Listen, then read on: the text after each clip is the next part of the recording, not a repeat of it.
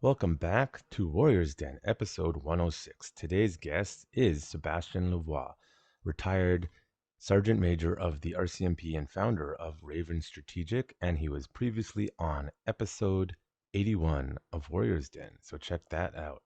In this episode, we talk about injury, recovery, heartbreak, and leadership. Here's a little snippet from this episode. Is essentially the pursuit of excellence in a 360-degree world. And I mean a 360-degree scan around, your own life, So I'm pursuing this goal of going to special operation. I'm pursuing this goal to be the best in business. I'm pursuing this goal. Everything has a cost and everything has an equal and opposite reaction. So how can we mitigate some of the cost associated with the pursuit of excellence in certain fields? Seb is an interesting guy, isn't he? But first, before I get into it, a word from our sponsor. Thank you for listening to the Warriors Den podcast. This podcast is brought to you by Urban Tactics Krav Maga, turning lambs into lions since 2013. If you like this podcast and our content, make sure you support us in the many various ways you can. The easy and free ways start with liking, subscribing, following, and leaving a positive review wherever you may be listening or watching. You can also follow us on social media, on Facebook, Instagram at Urban Tactics Krav Maga, and Twitter at Urban Tactics KM. You can also follow us on YouTube and Rumble at Urban Tactics Krav Maga. Another great way to support this podcast, as well as our other content, is to check out our blog at www.utkmblog.com. Here you can check out our weekly curriculum, our various blog posts, and general ideas about Krav Maga and self-defense. For those of you feeling generous, you can also click on the Support Us tab and send donations our way so we can continue providing the awesome content you love. And for those who would like a little more for their money, you can check out www.utkmu.com and learn Krav Maga and self-defense online as we teach it at our school. You can check out the various levels of curriculum with monthly or annual subscriptions and learn Krav Maga so that you too can walk in peace. Small disclaimer, UTKMU is meant to supplement your regular Krav Maga self-defense or martial arts training in person with qualified instructors and is not a substitute for in-person real training. And for those of you who want to look as good as I know you feel, you can always check out www.utkmshop.com where you can check out and buy the latest UTKM merch from us. Warning, wearing UTKM merch will not turn you from a lamb to a lion. To start your transformation from lamb to lion, you must start your training journey today.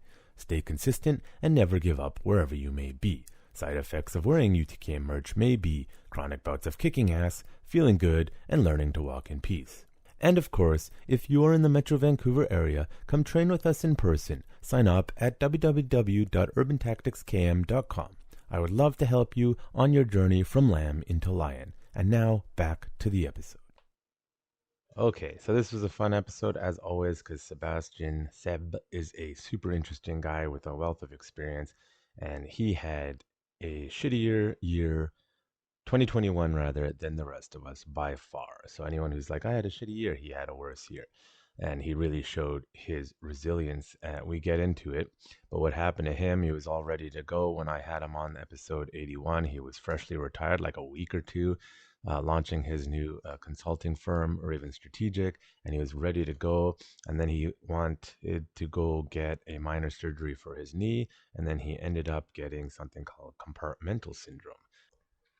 So let me just pop it up on the screen of what compartmental syndrome is, compartment syndrome, so that some of you who are watching the video can check it out, and then I'll read it out to you for those just listening on audio. So what is compartment syndrome? Compartment syndrome occurs when pressure rises in and around the muscles. The pressure is painful and can be dangerous. Compartment syndrome can limit the flow of blood oxygen and nutrients to the muscle and nerves. It can cause serious damage and possible death. Compartment syndrome occurs most often in the lower leg, but it can also impact other parts of the leg as well as the feet, arms, hands, abdomen, and belly. In this case, it was his lower leg. And just a little bit more there. And so one thing to note is that he was seriously considering, he would discuss it, amputating his lower leg because of the pain associated with it. Now, we were talking about some of his recovery during it, and he just wanted me to clarify something And by the way, if you're still watching video, I'm just scrolling through more on the compartment syndrome if you want to take a look. And if you're just listening, well, I don't want to read through it all in the intro, but you can get an idea. And so back to one of the things he started recovering, he started doing sort of hyperbaric pods. And we just wanted to clarify that it's altitude performance and health.ca is where he's going to get this. And one of the things I wanted to talk about that was because the hyperbaric chamber or pressure chambers is amazing for the recovery process, and you will probably not hear about it from your local doctors, but the research behind this stuff is crazy. And from the sounds, the way Seb was talking at the end, he's being optimistic now about not having to amputate his leg. So I just wanted to show that. And I'm not getting paid to put these guys up, but they're doing a service to Seb. And I really support this technology that seems to be helping a lot of people. So there we go from the share screen. Also, I changed my camera. I'm using an SLR now for those watching video. Let me know if you like it better. It's a little bit more to set up, but I think it's a clearer picture of my ugly mug. So there you go. We also talk about Heartbreak. He wanted to talk about 2021 was even shittier because not only is he going through that, but he's dealing with a divorce heartbreak. So that was fun. And we just wanted to discuss it because, well, tough men don't like to talk about such things, but according to actual scientific literature, it's pretty hard for some of the most stoic of men to deal with more than anything else there is. We talk about that. And of course, we cover a little bit about his book he's writing, which will hopefully come out in a year or so. So this was enjoyable. We're a little bit all over the place, so I apologize. That's just the nature of how our minds work. So I hope you enjoy this episode 106 with Sebastien Lavoie. Krav Maga is not just a self-defense system, it is a way of life. Warriors Den is a podcast for Kravists, fighters, martial artists, warriors, politicians, and general citizens. Consider this. The society that separates scholars from its warriors will have its thinking done by cowards and its fighting done by fools. Lucidity. Your host, Jonathan Fader, talks to guests in an open and uncensored format about their fights, their philosophies, and their lives. No topic is taboo, and the conversation may start in one place and end in another. As the quote suggests, you cannot separate the warrior from the politics and the world around them, as a true warrior must be a student in all forms of art and science.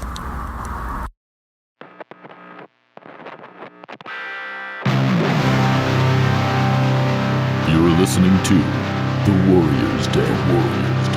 Brought to you by Urban Tactics Krav Maga, turning lambs into lions. Okay, welcome back. I am back again with Sebastien Lavoie. How are you today? Hey man, I'm good. How are you? Awesome. Just trying out this new setup. So for all the video people who are watching now, I have two headphones because I'm waiting on a component. So I am aware. Dude, had you not said anything, they would never know. It's Yeah. beautiful. Oh no, there's always OCD people who are like, "What are you doing?" But 2021 was a tough year for a lot of people. You in particular, it was even tougher. Let's just start with the bang. So what happened to you in 2021? Holy, where do you want to start? We start January or where we want to start? Well, let's start with the injury. Yeah, And I'm just kidding. There was a yeah, bunch of stuff before that, but let's yeah. skip the hors d'oeuvres and go straight to the meat and potatoes here. Yeah. Yeah. So I'm gonna try to make it as brief as I can while giving you enough, just so that people can understand sort of what the situation was and what it is now. And because I think it's been discussed on many podcasts and people are going to be like, doing this half. So, Yeah. But anyways, essentially on August 25th, I was in Toronto for a minor surgery, and there was nothing to indicate that anything was going to go wrong with that. The likelihood was extremely low, but it certainly did. And that night, I ended up with a calf muscle on the left side that was 3 times the size of the other side. Mhm.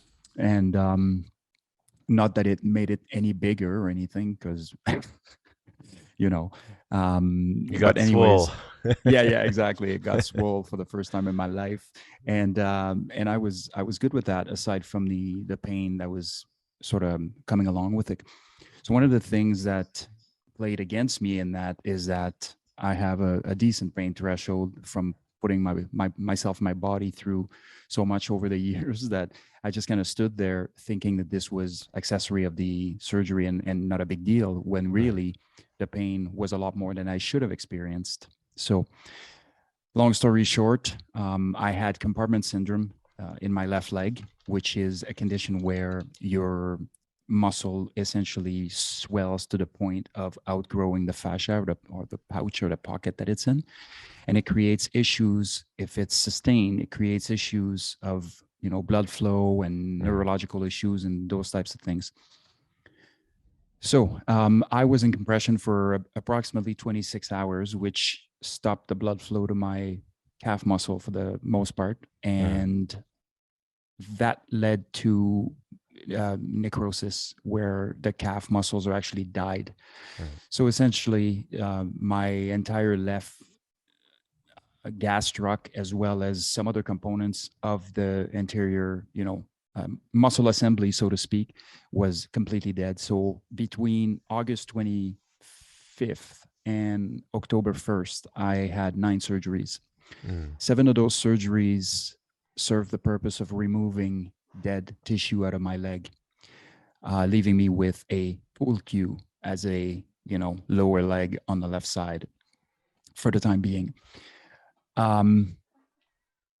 So January 13 coming up is our reassessment point, is where we're kind of going and having a look at how the leg is doing, how the recovery has come about, and how the neurological system is doing, and all these other things. So that's when we are going to know where we're kind of heading with that. So it's either one of two ways. It's either an amputation below the knee, or we keep doing reconstructive surgeries and whatnot, and see if we can get some functionality sort of back on that leg. Now, if you asked me about 3 or 4 weeks ago, I would have said that my gut feeling was strongly on the edging towards amputation, just based on the totality of the circumstances and everything, that I was experiencing. But over the course of the last couple of weeks, there has been some giant leaps made in the right direction, and a lot of nerves, and my tibial nerve included, which was the main nerve that we were waiting on, is looking like it's coming back and extremely sensitive. So there is a chance that things could go much better than anticipated with that leg. And so what I have been doing, aside from all my recovery work, which we can get into at any time, is pushing the recovery process. So I've been pushing myself, like I started doing the crunch, which is kind of a stairs going up a mountain. The Coquitlam crunch. The Coquitlam crunch, yeah. For those that are not similar to the familiar grouse grind. I've never done That's the right. Coquitlam crunch, but we have mountains. For those not familiar with the geography of Vancouver, we have mountains in the north and lots of pretty intense trails. I've never done the crunch, but the grouse grind, everyone's like, oh yeah, it only takes an hour, no problem. And then you see people puking all the way up. Is Yeah. the crunch similar to that then? No, it's a lot easier, and it's a lot tamer. But I'm not in the competitive realm right now, anyways. So the goal is just to kind of get some of those muscles and some of the joints to move in the right direction, so that I can maximize my chances of keeping this thing. But not only keeping it, making it functional, so that I can do a variety of things that I used to do that I'm no longer able to do.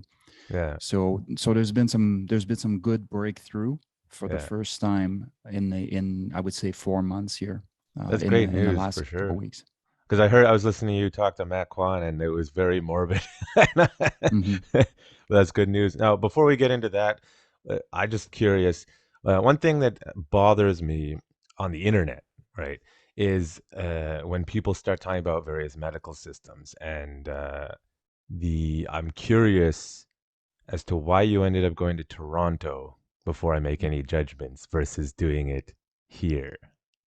Yeah, it was a private clinic, and that's as private simple clinic? as it gets. Oh And it yeah, could get me in quick. So yeah, yeah, yeah. So because there was no yeah, yeah. that's it's a simple explanation. I just when I hear people talk about the American medical system, and I was listening to someone talk about the corruption of the American medical system, and they were talking about Canadian medical system, and the British medical system is so amazing because they have socialized healthcare, and then I'm like, hold on a second, because I've had to leave Canada to go. Well, my wife did. Sorry, had to leave Canada to get private treatment somewhere else, and you went to a private clinic in another province.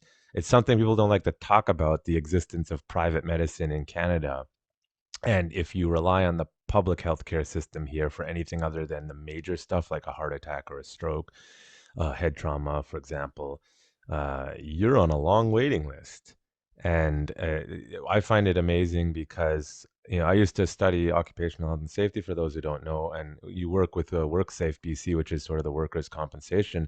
And all the scientific literature on recovery and health and benefit is you need to get it sorted out as quickly as possible so that you can get recovery as quickly as possible. And the public healthcare system doesn't really do a great job at that. I find it amazing that no one really wants to talk about this stuff. And here you are, and thankfully, I think to your benefit, you went to that private clinic so that you can get the treatment as fast as possible. Um, yeah, I just wanted to put that, expand on why Yeah, you went there. I mean, for me, it's complaining about the medical system in Canada is kind of complaining with your belly full, right? Yeah. I mean, and it is. I mean, there is some issues with it and everything, and we know that. But I just came back from Haiti. Do you want to talk Mm. about the medical system in Haiti? You know, like so. Yeah. So really, in the big scheme of things, but you are correct. Like if you go to the States, even, and evidently the States is extremely expensive, and I was there during a jiu-jitsu camp, many moons ago in Miami, and I got sick like a dog, and I ended up, being given pills and a shot, and I came out of there with a $10,000 bill, because it's super expensive, Mm. but the quality of the treatment that they are getting and proliferating is quite amazing. Mm. So yeah, it's super expensive, and you're likely to be broke stiff after it's done.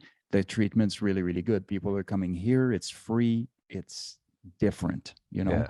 but it's also free. Mm. So it's kind of like, and we seem to do a good job at actually dealing with like the major stuff, as you mentioned, right? Mm. Like if something is critical and it's happening now, we generally do a good job of that. It's more the follow-up stuff that kind of falls off. Yeah. Yeah, I'm not complaining per se. I just think that we're not having honest conversations Mm, about yeah. public versus private.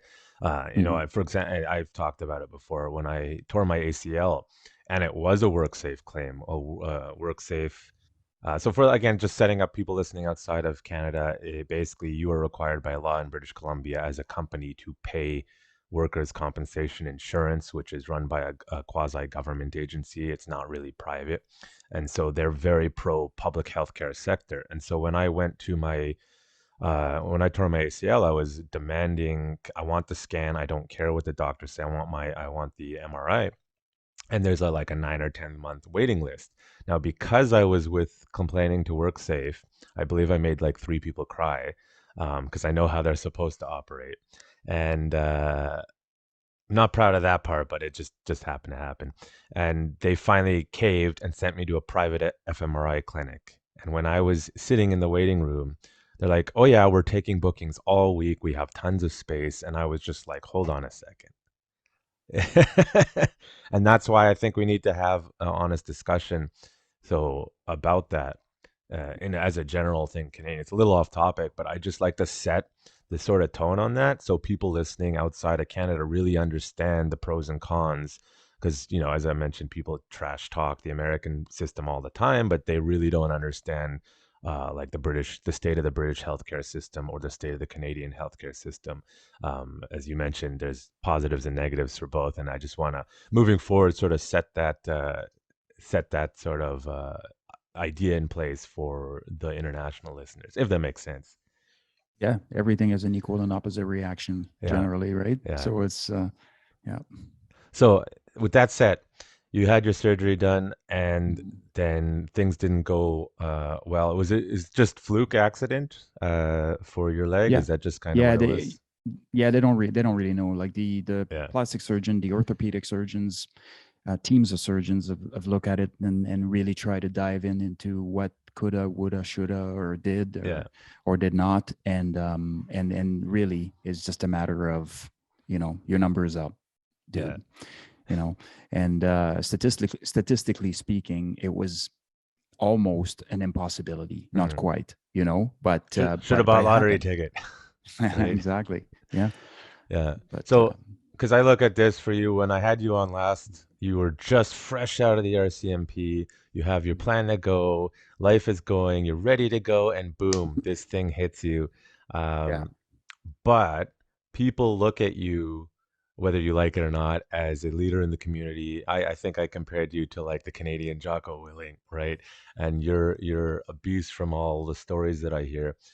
Unfortunately, due to COVID and your leg, we were unable to meet up.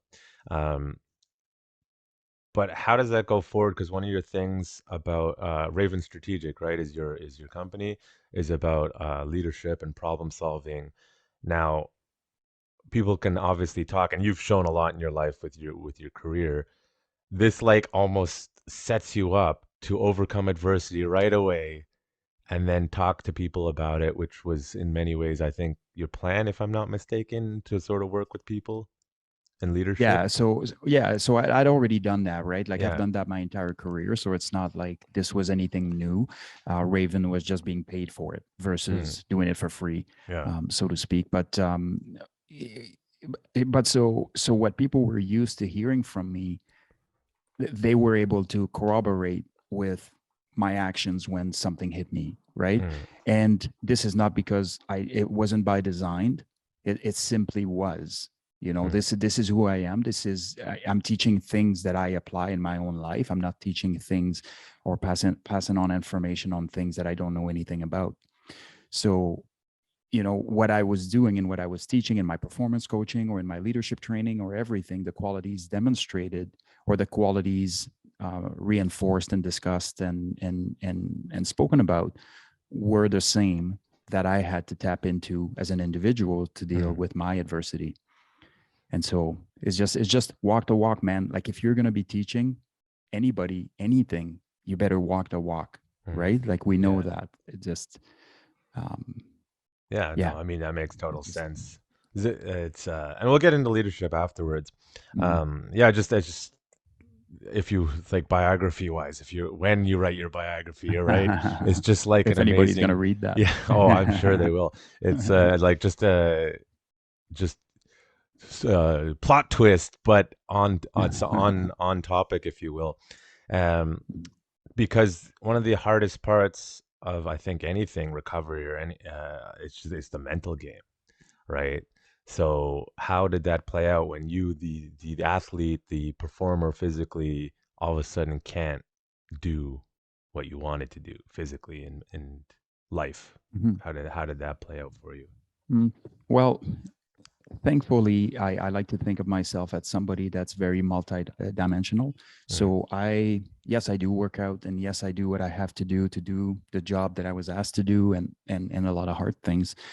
But I also diversified my investment in myself, right? mm, I diversified. I spent a lot of time studying. I spent a lot of time reading. I spent a lot of time writing. I spent a lot of time doing, creating, and so that I would have something to show for that necessarily made the work not define me or a specific skill set define me completely. So it's part mm, of who I am, but it isn't who I am as a whole, right? And so when you're faced with something, and this is my opinion, when you're faced with adversity or you're faced with something and you can turn around and start investing in the other aspects of your own personality, of your own life, you really don't skip a beat, because what would have happened is you would have neglected certain areas and you would have had a shortcoming. mm, So now I had an opportunity to really refocus. I had an opportunity to look back and introspect in a meaningful way to see the man that I was and the man that I wanted to be. And was I in transit, or was I somewhere completely off the path You know, like, so I spent a lot of time wanting to come out of this a better man, a better person. And I invested so much time in there that I am 100% convinced that it helped me immensely as a, you know, in terms of rebirth. And I do believe that during a lifetime, we die and rebirth many times over if we are capable of taking the hit, because it's not easy, right? Yeah.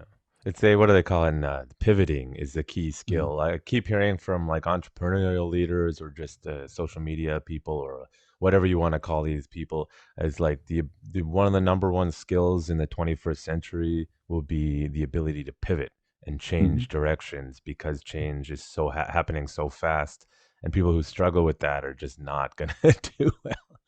So it sounds like you pivoted. Yeah, there is a lot, and I mean, there is some serious correlation between, say, leading tactical operations and having the ability to do that. You know, leading tactical operations where the circumstances are extremely dynamic and chaotic, and all the possible solutions are bad, and you have to select the least worst, and you have to do it on short notice, and you have to do it with a variety of different input, and you have to do it with taking the totality of the circumstances and doing a solid risk assessment and a continuous risk assessment. And it just goes on and on and on. And what happens generally is the people that are too process oriented, you know, people that like to organize things in little boxes and be very, very clean and organized and everything, often have a really, really hard time turn the wheels quickly when things get dynamic. So it's a critical skill to have. It's okay to be a process person, but let's dab into the other side as well so that we balance this out. Inversely, the person that's really, really comfortable in the chaos doesn't always do well when there is, you know, results to be had in a certain administrative task or in a certain task where cleanup is necessary or organizational skills are necessary or anything like that. So having that fine balance of the two is super key. Yeah.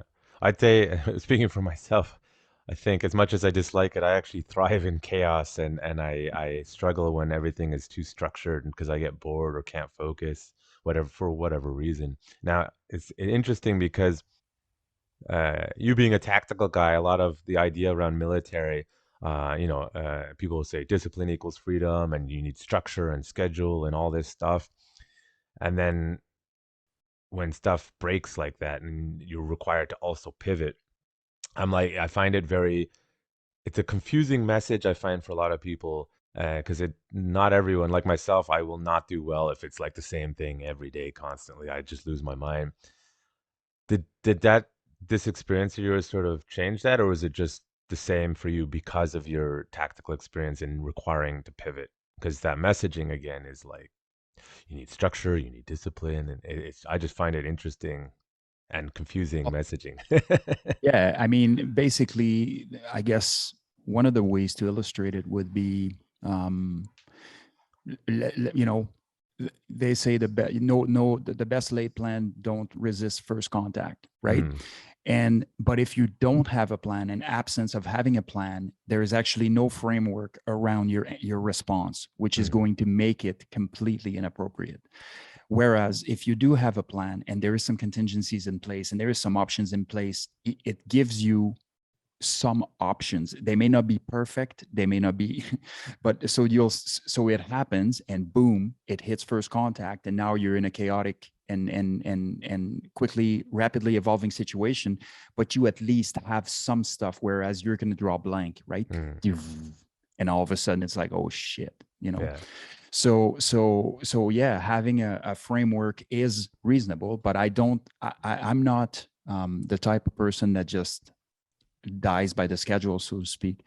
Like if I wake up in the morning and I'm supposed to go for a swim at 5 a.m. and I decide to go for a run, I go for a run, you know, like right now it's not happening, but if I did, you know, or something comes up and I have to now do a Zoom meeting and I have to readjust. I mean, now it's easier because I control my schedule a bit more than when I was on shift, working shifts. But Yeah, I just think for the most part, we seem to be overthinking so many things. And that's one of them is just have a little bit of framework. So you're not just, I think the danger, and I've experienced it being retired for almost a year now, it is super easy to wake up 3 weeks later, and you haven't done anything. Yeah. Like it's super easy. I remember when I first retired, because I was for 20 years, I was essentially institutionalized where I'd be, going to a shift and I'd be responding to calls and I'd be getting called out and all this stuff. But it was very, very, this is where work starts and this is where work ends.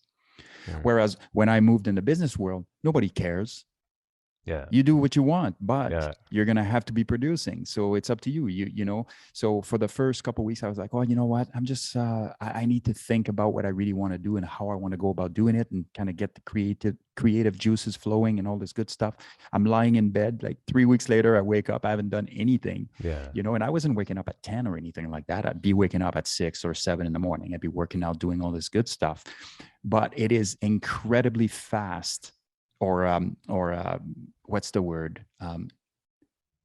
Very subtly, you'll be eating away at time until you realize that you haven't done anything, And so that's why I think having a framework and having some discipline. Also, you got to think that most people that are already in the world that Jocko was in when he speaks to discipline equals freedom or whatever, already live like that. So this is more applicable to people that really don't have any, right? And that's than people that already have discipline. So yeah.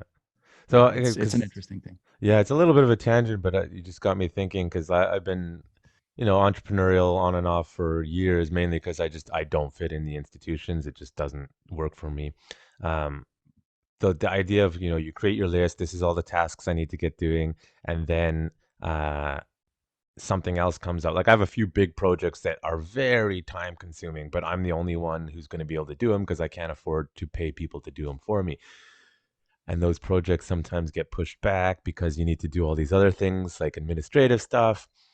How is that sort of transition, or has it even affected you that you're doing this on your own now? Even, I'm sure you have people supporting you, but that shift from having a massive structured team to, oh crap, I gotta do all this. My list never ends. How has that been for you? Well, my list never ended on the team, but you Yeah. are correct. I had a whole bunch of people, capable people, to pick up the slack and make things happen. And it's way easier to lead if you're standing back and making sure that you have the big picture figured out, that you're enabling your people, that you're providing them a mission and asking them to problem solve things, but you're supporting them along the way. And you let them go and they just kind of problem solve everything. Like it was amazing to have. And it's and the goal in business is that as well. It just takes time to get there, right? And I'm certainly not there. I'm certainly not there yet. But what I have done though is under the Raven Strategic umbrella, which is my company, is doing meaningful things with meaningful people is what I'm after. So if I have a project on the go and somebody is a perfect fit to be a part of that project and lend a hand, and even if I have to pay them or whatever, then I'm doing it. I don't get 5 or 6 or 7 people coming in and problem solve things with me. But and so I've had lots of stuff on the go, but you find the right person, man, and it's all about that synergy, right? That synergy that wants that, essentially if a person is being asked to dig a hole, well, theoretically, if you add another person, it should be twice as fast. The reality is it could be 3 times as fast if they gel and if they work together well, and it could be 3 times longer if they don't, right? So having synergetical relationships throughout your project-based business endeavors is like key, in my opinion. Yeah. With same people with the same goal, with the same sort of working styles. I've worked with people where it just does not work, or they're what they say they're gonna do, it just doesn't end up being. But having that team there for sure is, I think, so important. So it's good to hear you've managed to do that transition, because I find a lot of advice is very much reliant on people having a team that is competent and capable. And when you don't have that, aside from working towards building it, it is just, it's, I find it's a whole different world, because people come and demand or request or ask, hey, I want this. I'm like, yeah, I would love to. It's a great idea. Are you aware of the, 2,000 hours it's going to be to put that project together competently? And I would love to do it. I just can't. And I find it's reality meets expectations sometimes.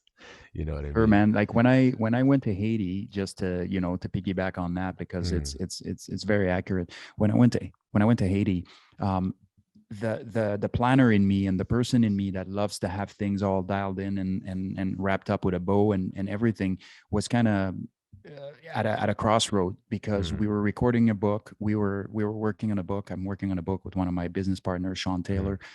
And I was in trail, and then the company reached into me and they said, okay, we would need you in country with a course training standard for mm, blah blah blah, in 9 days or something. And I'm mm. like, I don't have a team designing courses here. If I Yeah. design a course completely customized, I'm doing it, right? Mm, And so research comes into play to make sure that everything that's in there is dialed in and current. Everything has to be done right, because that's the way I like to do things. And when I leave that place, I want these people to truly had the best value, for the best bang for their bucks they possibly could.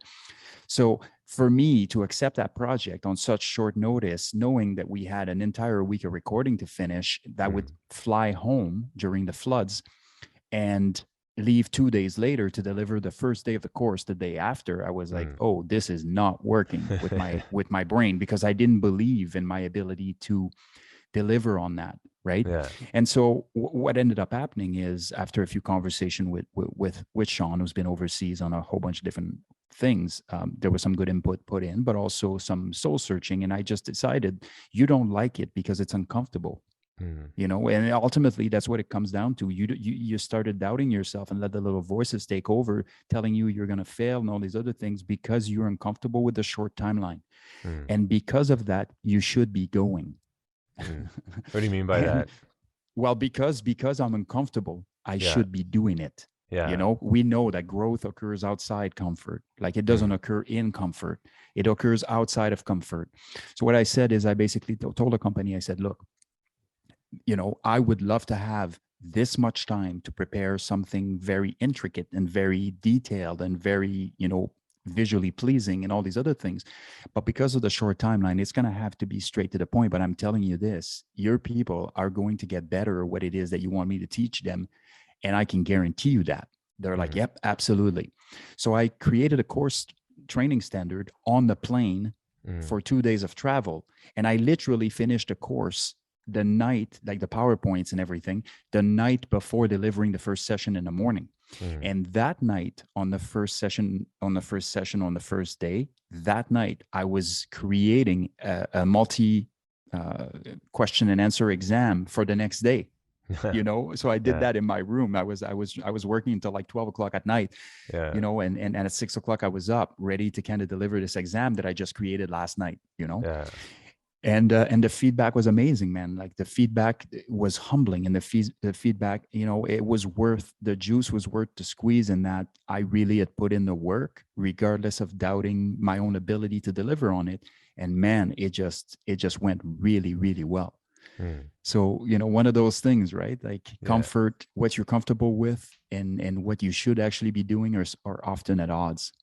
Oh yeah. I read it a long time ago. It's a book, not The Art of War, The War on Art by Stephen Pressfield, I think, about resistance. And I'm like, it's actually really difficult to overcome that. I still struggle with it, especially with that task list always shifting or adapting. It's the battle within is one of the hardest you can do, right?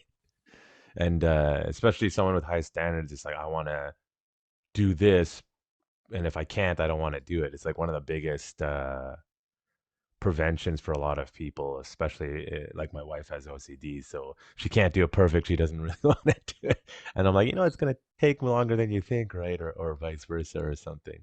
So is For sure. that fun battle. Now, A while decent plan now is better than the perfect plan later, as they say. yeah, well, I think what is it?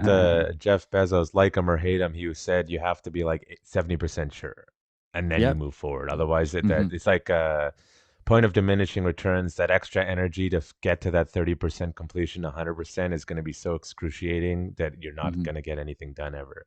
So you just kind of have to trial and error and move forward. Now, it sounds like you had a whole bunch of stuff going on. Meanwhile, you're trying to recover from your leg. So, how's the recovery process been uh, physically? Start with that. Hmm. Yeah. I skipped a lot of, obviously, I skipped a Yeah, lot of we parts went on a in your, rant though. well, yeah, that's okay. We organically, right? Organically moving through our thought process, and this is an Yeah, indication of how our brains work, probably like yeah, strainers. yeah. But yeah, there. When I first came back, when I first returned from Toronto, there was 6 or 7 or 8 weeks. I had issues with opiates, not issues Mm, as in I wasn't addicted to them, but I mm, was having to get off of them, and of course dealing with the withdrawals, which was really difficult because I was taking a ton of pain medication when I was in Toronto for 28 days. Um, and then I had a lot of ancillary issues, and I think there's a lot of, biology either did me wrong or I wasn't listening, because there's a lot of stuff that is interconnected that we don't necessarily know about the body, and actually everything is interconnected. So, mm, it, you know, for me, it took me time to understand that the neurological system can send all kinds of signals, and you can have. So I have something called peripheral neuralgia, which is basically neurological input or output that sends everywhere to the nerve endings, and it's itchy everywhere. mm, So you're always itchy, right? Like it's kind of like having a rash, but you don't have a rash, and mm. it's very, very unpleasant, very annoying. Is So I that had that. before or is a constant thing, or is it just a recent thing? It's pretty much constant, but now it's kind of dialed down quite a bit because my Mm, leg, and neurologically, the neurological input I'm getting in my leg is a lot lesser. mm, Whereas, 4 weeks ago, I was getting these electrical shocks, like mm, solid, burst of, 4 amps going on in there, and it would actually affect the rest. So the first thing I started doing when I got back, aside from beating the the opioids mm, and dealing with the withdrawals and forcing myself out and going and doing things, was to go back to the gym. So when I left Toronto, I was 175. When I got to Toronto, I was 205. mm, And I left Toronto 28 days later at 175, which is the lightest I'd been since, many, many years ago. And so the first thing I wanted to do was to go back in the gym and start regaining strength back. It was critically important for me to regain strength back, to reinforce the systems around my injury system, so I wasn't, muscle wasted all around, but also that I had the ability to carry what now was a ineffective muscle group, so to mm, speak, right? And so I was wanting to build a system around the injury, which is the way you protect injuries. And I also, there is a bit of a mental component in there. When you're walking around at 205, 210 for say 10 years, and all of a sudden you're 175 and you're muscle wasted and everything, it takes a huge toll on you, on your mm, psychological well-being and on your emotional well-being. It's like, hey man, like, look, you are getting better. We're working towards, an outcome that is favorable, but you're going to have to get in there and get it done. So I met up with an excellent trainer from Coquitlam here, and did a ton of work. And in no time flat, I was back. My weight was back to almost mm, 200 pounds, and it didn't take 2 weeks or 3 weeks. It didn't take 3 weeks, and I was back to almost 200 pounds. mm, With that, I did the multi-baric pods, as I spoke about mm, on the BJJ Mental Model podcast. Like, this was the elevation going up and down, up and down, up and down, with mm, constant fluctuations, which really, really squeezes the toxins out of your cells, and essentially promotes nerve reactivation, muscle engagement, all these other things. Like, it's so healthy for you. So I spent 6 to 8 hours a week in the pods, mm, 2 hours a session, and that really helped with my neurological sort of rewiring. Really helped with that. And then after that, I generally go to the pool. I do a bit of swimming, but then I will go hot tub, steam room, so that I can sweat out some of the toxins that the pods have squeezed out. And aside from that, the usual, obviously at first I wasn't walking at all. And then I was in a wheelchair. And then when I started working out, I was in a wheelchair. I was only doing upper body, right? But then after started, walking when I could, and try to maximize the amount of time I was spending on the leg and getting it engaged in things. And then at about the 3 or 4 week mark 5 week mark, after the leg was actually closed, like the wound was closed, I started jiu-jitsu again. And my first session was actually quite good. The rest of them actually weren't. So I, somehow I had some vigorous fire coming in on the first session back, and I just felt like old self, and I could do a lot of the things that I didn't think I was going to be able to do. And then your body's like, what are you doing? Precisely. Body's like caught up with me, and he's wanting no part of this. So it's really affected my jiu-jitsu after. I wouldn't say dramatically, but for me, with my own standards, certainly has been. But all of this now is becoming better and better. So last week my leg was feeling a lot better, so I ended up going on the mats after. So I ended up going to the pods. I spent time in the pods. I went to the pool. I spent time there. I went to work out, and then I went to do jiu-jitsu. And the next day I woke up and I was good to go. My leg was, feeling great and everything. So I think that it's going there, and hopefully there's a time where I can start doing judo again and get people to not start, butt scooting on the ground and run after each other, and because I just don't favor that. But so just to clarify, how long has the recovery been now? Well, so they closed the leg because I guess if we want to, technically speaking, I've been here since September 22nd. Okay. So that's when the recovery truly started. However, I was still getting surgeries until October 1st, right? So, I would say, given the time frame, your recovery to where you are now sounds like it's very fast. And yeah, it's. Well, it's just because one of the things, like my experience, and people I've talked to similar, is how much of your recovery process is following what the doctors have said exactly, and how much of it is you saying, hey, I want to get better, I'm looking at other stuff. Because I've found when it comes to recovery, the doctor's advice is like 10 or 15 years behind sometimes in Canada. And it's, when I tore my ACL, again, nowhere near as bad as you, but they're like, don't do anything. And when I started just doing my own thing, it recovered way faster. Granted, I understand how my body works. I had a gym at the time. So how much of your recovery is you doing your thing, being you, and them saying, yeah, go for it? Yeah, well, there's a couple of things there, right? Like one of the things that I always tell athletes is get a sports doc. Like get a sports doc that's used to dealing with people that, have to play sport for a living. And so there is no sit on the sideline. How are we going to maximize recovery so that we can send them back on the ice so that they can continue to make money and be productive for the team? Right.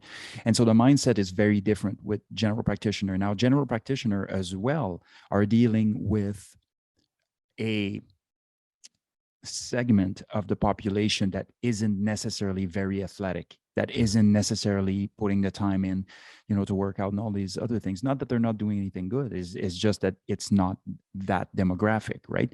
So what they have to do is they kind of have to split that difference and go right down to the lowest common denominator, or at least a little bit higher. But you know what I mean? Like it impedes people that are potentially operating physically at a higher level, and this is physically, not metaphorically.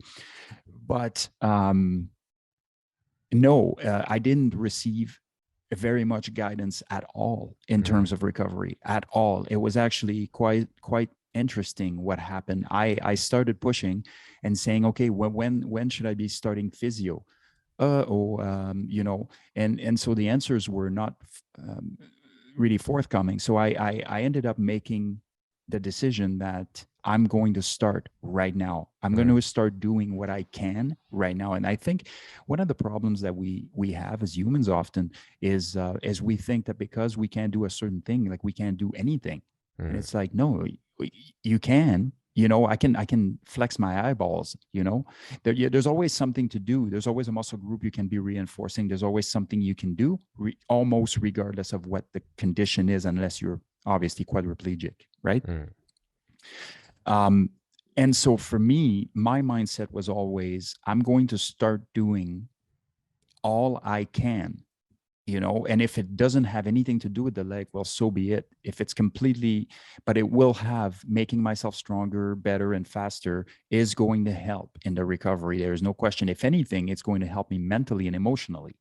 And so I started doing that, and it's all about the small wins, right? You're trying to get these small wins along the way. I didn't care where I was going. I still don't care where I'm going. I don't know where this is all going to end up. We know where we end up ultimately, but is there going to be wins along the way? And those are the little things that are really keeping me focused on what I'm doing, in terms of the recovery process. So yeah, I did what I felt and what my experience as a trainer for many, many years, told me to do, and and what felt organically right. Yeah. No, I just bring it up because one of the things I've been talking to my students about is, and I know a lot of people don't want to talk about this or hate it when people talk about this, and I'm like telling people that because our medical system is overburdened, you need to be your own doctor to a degree. And doctors, of course, hate that. Now, I'm not a doctor, a legal disclaimer, but I'm like, listen, you need to look at your own life. You need to see what works for you because the doctors can't tell what's inside your head. You need to be self-aware and you need to look into it. And you find when people start really doing that, they're like, how come I never heard about this medical treatment? Or what about this drug? Or wait, you're telling me there's research on this? And then you go to the doctors and they're like, I can't say anything on that. Which brings me, how did you find the because you're using a different one than I'm familiar with, the chambers. Like, how'd you find that exactly? Well, I wish I was the super insightful guy that knew all of this and everything, but I didn't. And what ended up happening is we had a GoFundMe set up by one of my business partners. And I mean, thank you to send some to that. Yeah, thank you to everyone that contributed to that. It was an amazing help, and it was a life-saving help. It was amazing. I appreciate it very much. But as a part of that, a very nice couple that owns Elevation Performance in Vancouver, which is the multibaric pods, sent me a message saying, look, we have this technology here. It's very, very beneficial. There's data to support it. It's proven to be, helping with nerve generation and regeneration, all these other things. So once you can get back to us, and if you're interested, we'll get you in. I didn't see that message until a month, actually almost six or 8 weeks later. And eventually my business partner said, hey, by the way, there's still a message left in the inbox, and this is it. And so I called them and I went and tried it out, and they refused for me to be paying. Like they wouldn't pay because they, I guess, hadn't contributed to the GoFundMe account. So they said, okay, our contribution to the GoFundMe is going to be to support your, multibaric pod, which is an amazing community service. I mean, I did not deserve that, more than anybody else. Right. But they are amazing people. And they essentially hooked me up. And I had to make it clear that, if this becomes something that I do for the extended future, then I would start paying, because I don't want to be on the take forever. But I agree that let's do the next 6 months and see if we can get my leg where it needs to be. And then from there, I will just continue going, but I will, finance it from my own pocket. Yeah. Now, because I'm not familiar with the specific nature of the type of chambers you're using. Is it like a little one? Is it big? Like, are your whole body in it? It looks like the Superman pod, basically, is what it looks like. You're sitting in it, and it goes. I got some pictures on my Instagram as well. I'm sure you'll put the link up and everything. But But yeah, it's kind of like the Superman pod, and it has that little lid that comes down, and it's actually quite therapeutic in there. It's pretty quiet, especially if you bring a set of these and you're doing work or listening to freaking classical music or doing whatever. I just kind of really enjoy the time in there. But what's really, really critical is having all these different elevation changes. And there's a bit of luck too in there, because I'll tell you what happened. So I was progressing. So there is various levels. You have level 1, and each level has different tiers, like tier 1, tier 2, tier 3, tier 4 or something. And then you get to level 2. And the higher you go in levels, the higher in elevation you are. So I was at, level 4, which is like Mount Rainier, or 18,000 feet or something. And my leg was getting really, really compressed hard, and everything was so, vigorous, right? And my leg started actually seemingly going backwards, where I had a lot of pain. I had a lot of problem walking. I re-engaged the cane in the equation because the cane had been put away, all this stuff. But my nerves were starting to wake up, and I could sense that it obviously had triggered something in there. Long story short, I showed up a couple of weeks later and I had a bit of a sinus infection. So I asked, hey, is it possible for me to lower, for us to lower the elevation today? And so I did 3 hours at level 2. And then that was the day that I went to the pool, went to the gym, went to jiu-jitsu, and the next day was totally good. So I basically started thinking like the lower elevation seems to be, and more constant fluctuations seem to be more conducive to recovery. While the lady who works there, Melissa, sweetheart, she basically said, yeah, the lower level are better for recovery. And at some point during the time that I was there, she told me that, but I somehow missed that small, really important details, and my competitive edge. I need to go higher. Wanted me to go to Everest, right? Yeah. But so now what I started doing is I started doing it at the much lower level so that I get the recovery benefits. And man, has it made an incredible difference. Difference. It also made difference in my blood work, as I was mentioning in another podcast. So for 20 years, I was in the RCMP. Every year I was being tested, or there was a time where it was every year, and there was a time it was every 2 or every 3 years. But anyways, the point is constant medical testing, blood work, full panels. Every time we got our medicals and everything, just to make sure everything's good to go. And one of the things that the doctors thought might be genetic for me was a low white blood cell count. I somehow always had low white blood cells. I wasn't getting sicker than anybody or anything, but my white blood cell count was always really low, to an alarming point where they would test me for a whole bunch of stuff and seeing I didn't have anything. But overall, my health and my systems were excellent. So they were like, okay, well, I guess it's just genetic. Well, for the first time in my entire, in at least a 20-year period, I tested above normal and at an optimum range with my white blood cell count. And the absolute only thing that's changed was the pod. Nothing else was changed. So it's not like, if I had done 10 things, now you kind of skewed the data, because you're like, well, okay, you did 10 things. Which one of those things really benefited you? Whereas you change one thing. Yeah. That was it, Yeah. Because I found out about this stuff, I don't know, a year or two ago. My wife has a history of concussions, and she found out because she hit her head and then she was concussed. And I'm like, I think you have a concussion, and she didn't know about it. And then it's a big deal. And she started doing her research, as she always does. And if you go to most medical professionals, they'll say, yeah, there's not much we can do for it. But that's not what the medical literature said, because the medical literature says hyperbaric chambers and also magnetic resonance chambers, which we don't have in Canada to my knowledge, actually can help. So she started going to not the pod, she was going to like the full size, like where they go down to the depths, and started feeling a lot better in combination with some other stuff. She did some stem cell stuff from her back, all independently researched, and you find out about this stuff, and then all of a sudden, she had her whole life gone. And it's just amazing to find out this new technology with tons of medical literature right? It drives me nuts when you're like, yeah, we did a research, and they're like, oh, you did your research? You're not in a lab. You're not a doctor. It's like research is reading the literature and it's telling you stuff. And if I go to my doctor and say, hey, what about this? They're like, they shrug and they're like, well, even if I knew something about that, I can't say anything. And it's like, oh, come on. So Well, it's interesting. yeah, it is. I mentioned Melissa earlier.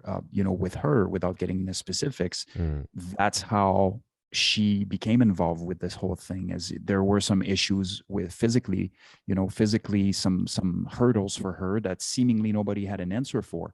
And she ended up going to the States and getting into one of the pods and doing it for many hours every day for an extended period of time, and done. And that was the sales pitch for them to buy the three machines that are $150,000 and change each to bring back over to Vancouver so that we could bring. And what speaks volume to me is you have two people like this that have taken an opportunity to call in a complete stranger that's going through a hard time on account of giving something to the GoFundMe, which they didn't have to contribute a dime to, and to do so on account of essentially a community service and a service to myself. That speaks volume of the character. So do you think that people like this are just out there like conning people with their fake machines? That is not in their makeup. Like, that's not what they do. They truly believe in it, and that's the reason why I got an invite. What I've found, from at least from my wife's experience, I unfortunately haven't done the chamber myself, but is that the people who choose to get into these sort of alternative, scientifically based medicines like the hyperbaric chambers, they're doing it because they want to help people get better when the system is kind of falling flat.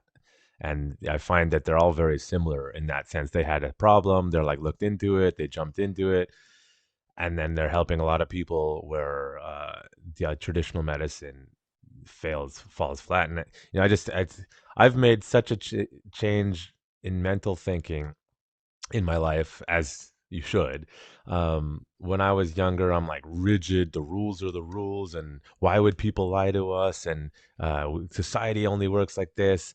Very rigid conservative. And then now I'm like, I'm still a conservative because of reasons, but I'm more open to realizing that some of the things that the hippy dippy left wing people are saying about medicine might have actually been correct, and that there are always alternatives to the traditional ideology that sometimes actually work a lot better, but for whatever reasons, corruption or ignorance or whatever, that nobody looks at them. If you look at an example, Ayurvedic medicine, the traditional sort of Indian Buddhist stuff. Well, I'm sure some of it, like anything, large percentage of it doesn't do anything. There's probably that 10 or 20% that's like, oh, we really need to be looking at this. Breathing, for example. I'm wondering, are you familiar with Wim Hof breathing at all? Yeah, it's just diaphragmatic breathing, which is funny because diaphragmatic breathing should only be called breathing, but because we're not doing it correctly, we're calling it diaphragmatic breathing. Yeah, and I just bring it up because you realize, according to scientific literature, that breathing alone can do all sorts of wonders to the body. And it's as preventative medicine goes, other than diet and healthy living and exercise, it's like learning how to breathe in control is like so important. And if you talked about this stuff, say 10 years ago, people were like, you're a crazy hippie. And now it's like, oh, private funding has actually looked into this stuff. And you're like, huh. And I've started looking at health and wellness and medicine as like, what do I need for optimization as an individual? And so whenever a doctor or anyone says, hey, you need to take this, I'm like, okay, I understand what you're saying, but for me personally, do I need this for my life to get better? And often the answer is no, I don't need that. The classic example I have, my listeners are probably tired of it, is I went on keto. It's high on protein. I go to my doctor. I'm like, I want to do blood work. I'm just checking. I'm like, my cholesterol is going to be high. Don't worry about it. It's the diet is normal. And of course, he calls me in. You need to go on statins. And I'm like, 30 something. I'm like, no, I absolutely not. Now if you actually dig all the research on statins, it's like you really shouldn't be taking them if you don't absolutely need them. And you just, that's what I mean by you really got to be your own doctor, and be willing to look at the scientific literature and consider alternatives. And then when you find this whole new world of the pods and, the breathing, it changes. You're like, what have I been believing? Like, what have I been told my whole life about medicine? And then it changes. Yeah, but we can say I agree with you, and I think that we can say that about absolutely anything. I think Mhm. we are generally operating on surface level of absolutely everything.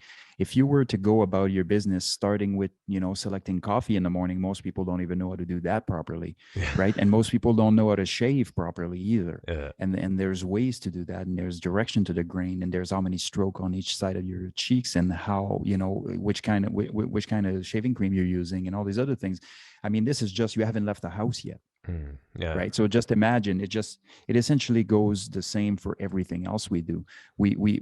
And I think I'm not, I don't want to rag on people that are not researching everything they do, Mhm. because ultimately it becomes very, very overwhelming. And I think one of the best way to prevent being overwhelmed is to actually take things, you know, as they are, right? Mhm. So here, if I say to you, go ahead, this is the way, okay, good. So now I can focus my energy on all these other things. But we know that you should probably look deeper into this, Mhm. but you don't really have the time, because every single thing you do could be looked in deeper, right? So it's a little bit of a double-edged sword. It's like, well, Yeah. if you start looking too deep into everything, you don't get anything done and you get overwhelmed. And Yeah. if you don't look into things, so I think having a workable knowledge of just slightly below the surface on most things is actually quite beneficial. And Yeah. that includes medicine, and it includes, you know, Yeah. No, I treatments. know people get annoyed at me because I'm like, have you, like, do you know? And I'll say stuff like COVID, for example. And, they'll be like, oh, are you a doctor? I'm like, no, I did my research. Of course, that has become a buzzword. It's like, oh, you're on Reddit. It's like, no, I read the scientific literature. Have you? And they're like, no, I listened to this person on TV. It's like, okay, but I read the source of the information, and I know what it said, and I know why what they're saying does not match up with what they're saying. And I don't want to get into the COVID thing too much, but what I find the response of a lot of people is, oh, it's just too overwhelming, John. Like, I just rather listen to that person. But I mean, that's where I think as a society, we're getting into so much trouble because we keep listening to these people who may have some letters behind their names, but are clearly have some ulterior motives, whether good or bad, that aren't exactly beneficial for the individual and not necessarily for the group as the whole. Um, Medicine, I am mind boggled at the amount of scientific literature, for example, on vitamin D, the immune system, and dealing with, let's say, certain, viruses going around, and it's crickets from basically everyone at the top. And I'm like, and you tell this to people, and they're like, I don't want to read the research, or this is ridiculous. And I'm like, well, you told me to look up peer-reviewed studies. I'm looking up peer-reviewed studies, and it's the information is overwhelming on this topic, like overwhelming. And then you tell this people, it's too much, John. I don't know what to believe anymore. And this is, I think telling people to do their own research is it's like, well, that's why we have specialists, and people just don't want to do it. Yeah, it I takes got, work, man. Everything yeah, takes work, but anything that's worth doing takes work. yeah, things that people don't like to do. Yeah. It's interesting because it's like we built this whole model on relying on doctors and specialists because if time is the enemy, they're the ones who put the time into that so they can tell us what we want to do, so that I can focus on other things. And yet that model just is not working anymore. And now people need to really, you don't want to like ignore them completely, obviously, but it's like, is that really the best idea? Who's paying you, man? As I'm just a little bit of a rant, but I'm frustrated in the state of humanity and the unwillingness to dig deep below the surface, as you put it.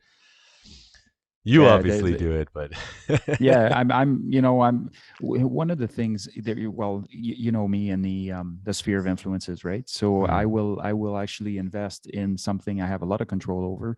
I will invest a little less in something I have some influence over, and I will invest none in something I have zero control over.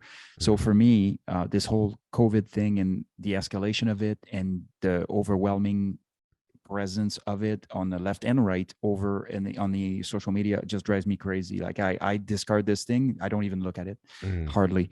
For me, it's been not because there's no value to any of the two sides or what's gone around, but because I have zero control over it. And now it's like taking over our lives. Yeah. So what I am doing is I'm regaining control of my own life. I'm making the decisions based on the totality of the circumstances and the risk assessment that I conduct for myself. I don't impose it on anybody else.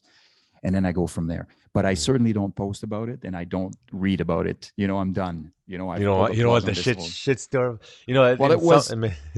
It's not even about the repercussions. It's just about focusing on other things, know. And for 4 years, and a lot of people have forgotten that, but for 4 years prior to COVID, all we heard about on social media was Donald Trump. Like one man has hijacked social media for 4 years. Yeah. There wasn't a single person alive that didn't post daily on friggin' Donald Trump and whatever. And I'm like, oh man, 4 years of that, and we fall right into COVID. I'm like, no. That's it.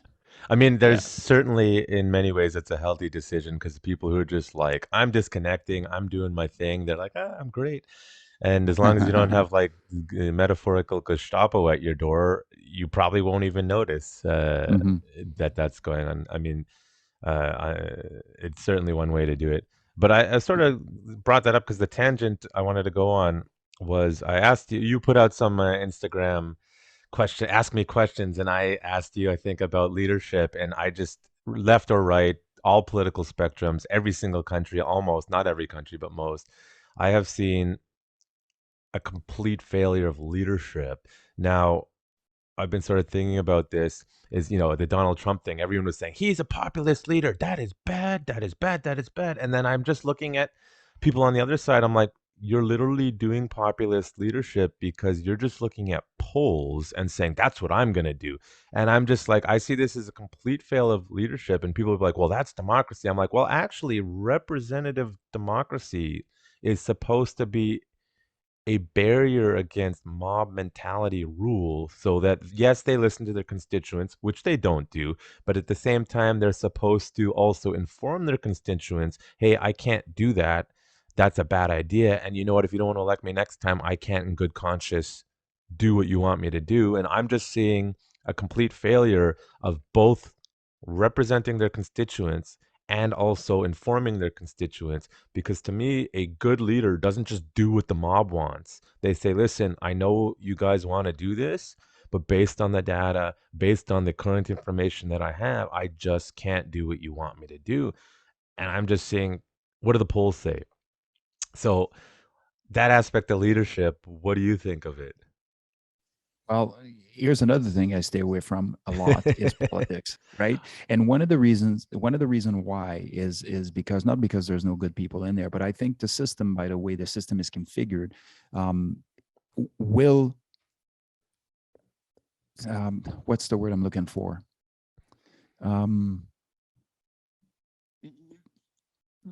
Essentially everything will become about political survival. Everything becomes more about the political survival and having the ability to affect some change in some areas. And they have to prioritize and execute. So it's like, well, okay, well, I'm going to prioritize this, but then if this happens and I lose the election, then I can make this happen and everything. But what happens is ultimately, does anything ever get done? And if it does, who does it? And so when I think leadership, I generally don't associate it to leadership by the right definition of the word. I generally don't associate it to politics. Although obviously in the history, there has been critical circumstances where all the white noise was pushed away, and some people had to be executive leaders and make some really, really critical decisions that essentially saved our bacon, made us be here today. But I think that if there is nothing super critical and everything is kind of floating and everybody wants part of the pot and it's how do you even begin to win? How do you even, I just think that the political system is a good, the political system in the way that we are running them is a good theoretical idea. I think operationally it doesn't make a whole lot of sense. And certainly having the ability to do the things that you prioritize and remain in the political realm seem to be at odds a lot of the times. So if I'm going to do a talk on leadership, or if I'm going to have on how leadership should be, politics is far from what I would be using as a case study, is what I'm saying. Yeah. So I just, yeah. I mean, I'm at a loss for word, because everyone's like, tell us, it's, do you ever, what's that? Life of Brian, the Monty Python skit? Yeah. It's where he's like, the mob is like, tell us what to do, and he's like, make your own decisions. They're like, what's the decision? And I'm just looking at society and I'm like, I don't even think people know what good leadership looks like anymore. And well, I don't know that most people have ever had good leadership. Yeah, that's probably true. I mean, you talk to people that work in different corporations or whatever. Like, when somebody has or encounter a really good leader, you generally hear it from everybody. Yeah. And that's what this does, is simply exemplify how rare it is. And it is. It's rare. But then there's the other piece of that, which is people are always looking at who should be doing what for who at the leadership level, and there's a lot of deflecting of leadership, because we actually can. Everybody has a leadership chip to play. Everybody does, even if you're just a senior person in your organization, even if you're just a community leader. And I say just, not in a condescending way. I mean, you don't have an official title, but you're one of those people. Everybody needs to kind of stop deflecting leadership and start exemplifying leadership. And we're going to hold people to higher account.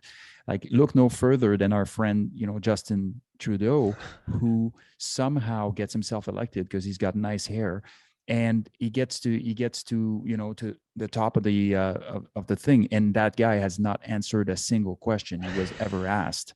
Like his MPs now. Yeah, he does not. Like, probably not. Well, I've watched some parliamentary sessions for sure where the questions are black and white and he refuses to answer. But what happens as a society is it's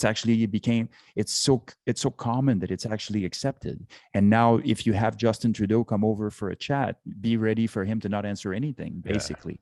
So anyways, thought you didn't want to get into politics. Yeah. Well, I mean, kind of sucked me in there. But I mean, it's that's what I'm talking about, is to you and me, like, forget my political affiliation or my beliefs in how society, how anyone can look at that guy and say that's a leader. I am just like, I don't understand. There's a conservative MP, I think he tries so hard not to laugh, but Pierre Poilievre, I think he needs to run, but he won't anyways. If you see him, he has very black and white questions, and he plays this silly dances in all these things, and he knows what he's doing. And he's just like, he'll be in like a whole round table of like economic experts and this. And he's like, could somebody please answer this question that has a very black and white answer? Crickets. And I saw one the other day where he's talking to across the board in the parliament. He's like, could you please tell me what's the average price increase on housing in Canada? You should have those numbers if that's your job. And the Liberal MP was just like, we have created this many jobs, and da da da da da da da, and it was like back and forth for 5 minutes, and he kept rephrasing the question constantly, and then it just became yes or no. Well, what's the number? And then the Liberal MP just kept going back to jobs number, and it's like, do people, like, I know a lot of people don't even watch it, but like, for the people who are, like, I want to bang my head against the wall at the absurdity of the unwillingness to answer simple questions. So either they don't know, so it's like intentional incompetence, or unintentional incompetence, or if it's not either of those, we're getting into the realm of malicious intent. And I'm just like, what the or hell? political survival. I mean, because it's not always malicious. Like, you could have somebody refusing to answer because they don't have a politically pleasing answer, Yeah. right? And they're afraid of the ramifications if they commit to something, because that's what happens as soon as you say something. So, well, they said, yeah, it's, anyways, we probably lost everybody now. There's only the No, two of it's us fine. speaking. Well, because Politics is I'll tell people, like, this is on you, the individual, you, the voter, because you voted these clowns in and you're not saying anything about the way they're operating. And when they give some generic answer, you just say, "Oh, that's nice." And it's like, don't you want something like everyone has their issue that everyone has an issue that they like want to stick on. I'm like, when I tell people like, "Hey, you need to vote for people who actually represent you, but also can tell you back." And if you keep tolerating this, because I think everyone is so scared. This is not even related to politics, like the social media backlash. Even as an individual, like you just post something on the internet. Social media has now become, whether you're in politics, whether you're an individual, it's become like the town square. And if you say the wrong thing, you'll get a bunch of, half the time I think they're just being bullies. The other time I think it's just insecure people or uninformed people, and they just jump on you. And everyone is so terrified of speaking whatever it is. Forget politics. I believe X. And I see only a few people on my Facebook, for example, that just say whatever the hell they want. And even if I don't agree with what they're saying, I have immense respect for them because they just don't care. Now, for me, I've like, I just like you, I'm like, I can't deal with this anymore. For me, it's a mental health thing. Like, I can barely focus on the shit I have to do. So if I get all worked up on that, I'm like, ugh. But it's just like, that is the acceptable behavior. I think, like Mike Tyson said, like, you're all so comfortable saying this stuff on the internet because no one's there to punch you in the face or something. this is an actual quote from the man himself. Something like, it wasn't exactly, but it Yeah, was something yeah. like that. It's just like, and people seem Some of you totally have okay gotten with weak. it. Yeah, yeah. it It is what it is, man. it's It's the reality mind-boggling. we're operating in right now. Yeah. I mean, for you, I think you've been focusing on your own thing because you have to. You're dealing with your recovery and getting your business off the ground. And it's like, if you focus on that too much, stuff is, but I just think it's like, as uncomfortable it is, if when we get into the realm of leadership, it's like that is going to come up. Because maybe you walk into a corporate setting and the guy who's paying you to be there is the problem, and he's a total crazy person. Everyone knows it, and then you have to confront these uncomfortable political, like, it's internal politics in the company, and the uncomfortable nature of bad human behavior or whatever. And then it's like, how do we get people to realize that it is that personal responsibility thing? Yeah, there's a lot of work to do in the leadership world, especially if the person that somehow made it to the top spot that controls all the cards actually doesn't believe in basic leadership principles or doesn't have them.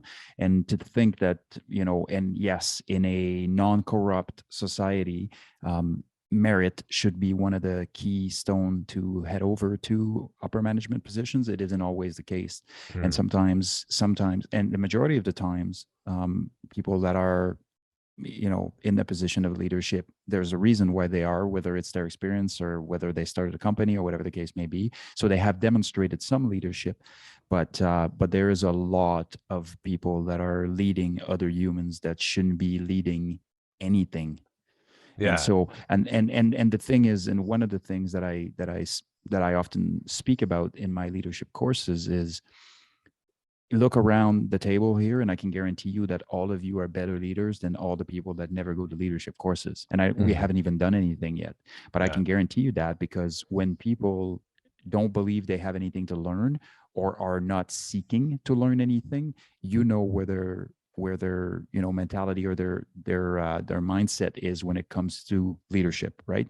I kind of got this dialed in. I've been here for so many years. I've done this for so many years, and And yeah, it's an easy trap to fall into. You become outcome bias. When you become outcome bias, if nothing's ever happened, or if things have always happened according to your plan, but just because you were lucky, you now start holding on to the fallacy that you are actually responsible for the positive outcome, when really luck was. Yeah. People don't like to You talk know, about luck as a factor. it is a And, factor. you have skill. Well, let's say jujitsu as a reference. If let's say you're not the top tier guy, but you're a guy and you go compete every single year and you don't really win, and then one year you win. Some people forget sometimes you won because that particular year none of the guys who beat you or can beat you showed up. So, Hmm. and I'm not taking the skill away from it, but Hmm. people don't like to talk about the luck factor because it is something in many ways is out of your control, and people don't like that. Hmm. Uh, Obviously, you need to put in the work. Hard work. With no hard work, you won't get there at all. If you don't do it, not happening. But when you talk about business successes, we always use the outliers as the examples, but they are the special ones Hmm. because they hit the luck. They were in the right place. Now, to some degree, you can make your luck. For example, like Elon Musk purposely moved to Silicon Valley instead of where he was because he knew that's where the connections were. So that's making your own luck versus you're just born there and you're a Bill Gates because your parents and you happen to be next to the only one of three supercomputers at the time that you have access to. Like that's luck. And then he did the work. I don't know if you know, it's from the book Outliers, Malcolm Gladwell. Yep. Um, But then it goes to the definition of success as yeah, well, right? Because everybody has their own definition of success. What success means to me right now in my mid 40s and where I'm at in my life is very different than potentially what Seb Lavoie, yeah, 22-year-old, would have defined as being successful. yeah. So it's very individually based, right? So I wonder if because my wife has this whole thing about it's about mating and money and resources, because how much of that is us conscious modern monkeys saying this stuff to make ourselves feel better? Because, and take an example, the saying sex sells. People are like, sex doesn't sell. That's just societal. And then you're like, according to biology and a lot of research, you have a lot of unconscious biases towards aesthetically pleasing individuals, taller individuals. And then we have all this marketing research showing that yes, sex does sell. So it's like this battle between, hey, it's like sort of the algorithm thing. Facebook's algorithm knows you better than you know yourself because it's just looking at the patterns. So how much of it is like our conscious modern monkeys trying to make ourselves feel better about the stuff we can't control? Like I'm a 5'6", stocky, angry looking Jew with a questionable personality. Like some of that I can fix, some of them I cannot. uh and people are like, oh, it's your attitude. I'm like, some degree it is, but some degree it is not. And they're like, no, no, no, no, no, no. And I'm like, you have to factor in everything. What do you think of that sort of sentiment? Well, I don't know. I've had people tell me or ask me all the time, like, how was your career in the RCMP as a visible minority? I'm like, "Eh, it was totally fine. Like, like,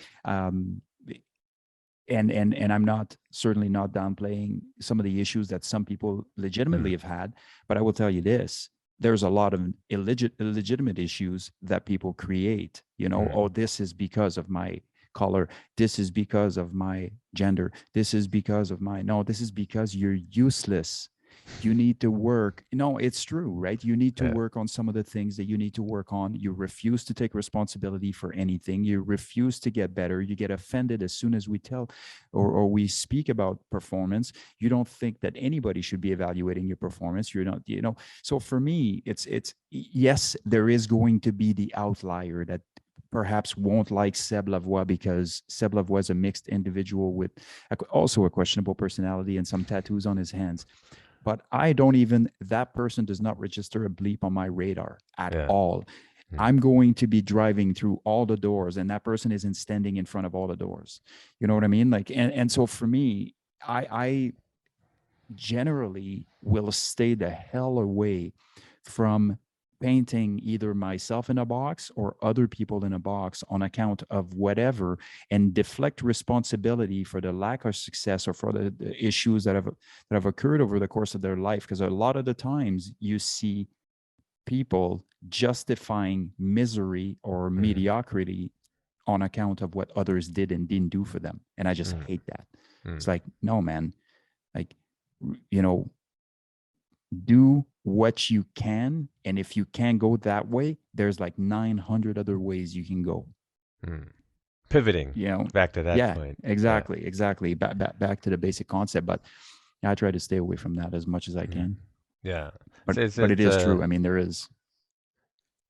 It's like that fine battle. What you can control, like the AA saying, you know, God give me the things I can't control, whatever it is. It's like one of the existential like difficulties of humanity.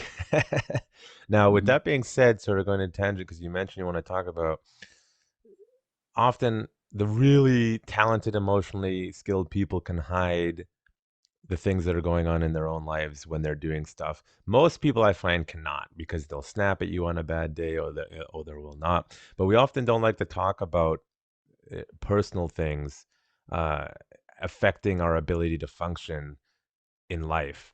As you mentioned, you can deal with injury, you can deal with pivoting, but dealing with heartbreak is a very difficult thing.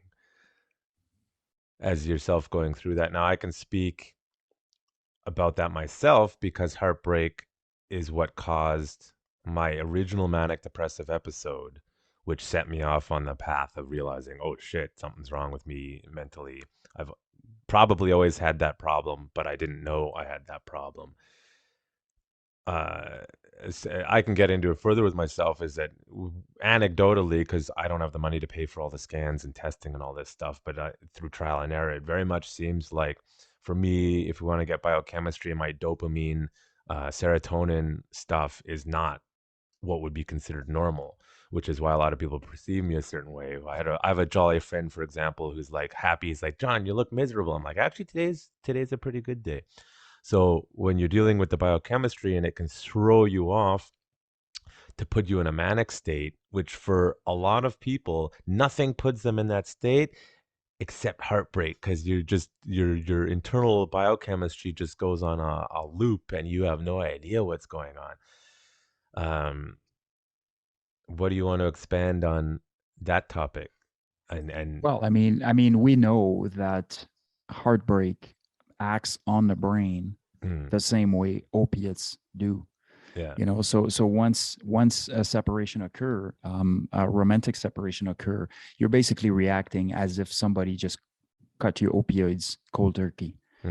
And so everything that comes down from that in terms of withdrawals is exactly the same as an opiate or a cocaine addiction. And so there is physiological things that are happening in your head, right? And one of the things that really, you know, I've had a few heartbreaks in my life. More recently, you know, a really, really big one. And what I can say is there is no way for me to stop playing the greatest hits in my head, right? So what happens is your brain just goes to, you know, all those moments, you know, the little smiles, the little, you know, the little kiss, the little this, the little that, whatever it is, your brain makes everything perfect and it's all romantic and everything it's essentially playing the greatest hits of your relationship. But what it doesn't do is to show, you know, perhaps some of the toxicity in the relationship, or some of the things that you didn't like about the relationship, or some of the things that were playing out wrong in the relationship, and those other things. And so what happens is the brain is trying to get you that fixed. It's trying to get you that fixed. It's trying to patch the withdrawals rather than fixing the problem overall, right? So we have to override that. I mean, that has to be overridden by humans making conscious decisions to say, look, I know I'm playing the greatest hits in my head right now, but the reality is there was this issue, that issue, this issue, that issue, this issue that kept on reoccurring, and there were some issues. And so when you start being more realistic about how you're processing the information as it goes through your mind, you can start fighting some of those things. But if you are not, and you are letting the greatest hits play incessantly in your head, like, what a devastating place to be. It is one of the hardest thing, to ever be put through. And I compared it with the ordeal with my leg, which was absolutely nothing. Nothing. Like, if you love Heartbreak is going to be absolutely atrocious. Yeah. So the question is how do we continue? How do we move on? How do we get ourselves out of that, space? Because you have to, like, you can't. And it's interesting, it had me contemplating. I consider myself a fairly resilient human. I consider myself having had a lot of adversity in my life, and I was hurting hard. And I'm sitting there thinking, like, what if you have a very low resilience level? What if you have not experienced true adversity? What if you have all these other things, and all of a sudden you get hit with that? And we wonder why people go crazy. Like, it can make you do crazy things. And I'm by all means not justifying the doing of crazy things, but what I am saying is that, is there no benefit to, say, teach young boys and young girls how to handle breakup? How, and when in life this occurs and everything, it's, for philosophical debate for another time. But I feel like there is no guidance on what you are supposed to expect when you're heartbroken, and how are you supposed to get over it. And some people will just say, well, just get over it. Well, you just wait, pal. Maybe you haven't had the person that you consider the one yet, or maybe you haven't had the one person that had the ability to trigger certain things in you. But one day it's going to happen, and you are going to eat those words, because it is a really, really tough place to be. So having front load or a preemptive approach to preparing people, like, look, it's inevitable, it's going to happen in life. And how are some of the coping mechanisms, and how can you get better every day, instead of waking up 6 months later and being in the exact same hurt hole, Yeah. Well, man, I can expand on this topic so much. Well, first of all, it's people might traditionally think, here's a big tough ex ERT guy, martial artist, and they're talking about this, and I've always been an open book with this kind of stuff to anyone who knows me. And I find a lot of guys, they just don't want to talk about it, either because they're of the old school mentality, but when you look into the research, or either because they're old school mentality, or the way a lot of this stuff is presented by, let's call them leftists, sounds like a bunch of lunatic, like, nonsense. But the reality is, we need to find a way to talk about it in a more objective, neutral perspective, because in the end, we're all human. And, for me, I had that manic depressive episode in 2012. What happened to me is, again, love of my life at that time. Now I'm just like, no, no, no, no, she's actually nuts. And I say that because she was bipolar. But and then I talked to my doctor, and he's like, you know what the worst combination for people with depression is? It's bipolar people, because depressive people need stability, and bipolar people are all over the place. And in this particular case, I think she was a narcissist manipulator, which made things even worse. But what that did is, I lost like 30, 40 pounds in like 2 weeks. I was on the couch in between, like, I went to work, and I was on the couch. Uh, my nervous system was shot. I was visibly shaking. And this is actually the point in my life where I realized that most of the people in my life don't really care about me, because I was visibly not okay. Nobody said anything. Coworkers didn't say anything. Most of my supposed friends didn't say anything. So from that point on, I sort of had to rebuild uh, everything, because it sent me into this crazy spiral. Um, and yeah, I'm sure I wasn't pleasant to be around at the time, but still to this day, nobody talks about it. And that, when you don't have that support network, it's even worse. But what it did is it set a baseline of, I don't want to do that again. So let's say the next time that sort of heartbreak happened, Uh, this time the person was not crazy, just, circumstances and stuff. And it's like, as you can see the symptoms of, say, heartbreak, or you can see the things, or this person is gonna crush me.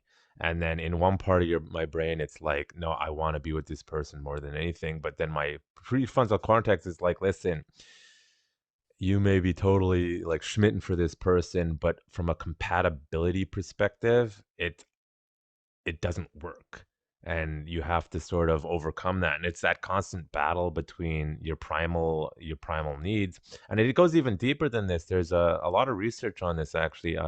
Psychologist or whatever, Helen Fisher, and they've broken it down even further, that biochemically, there is actually a difference between romantic love, which is that I want to be with them all the time, I want to sleep with them, I want to see them and touch them and this and that, versus companion love, which are probably the best mates for long term, the ones that you're like best friends with. That it can go male or female. It doesn't have to be sexual. It can just be like, they're my best friend, bro, like that kind of thing.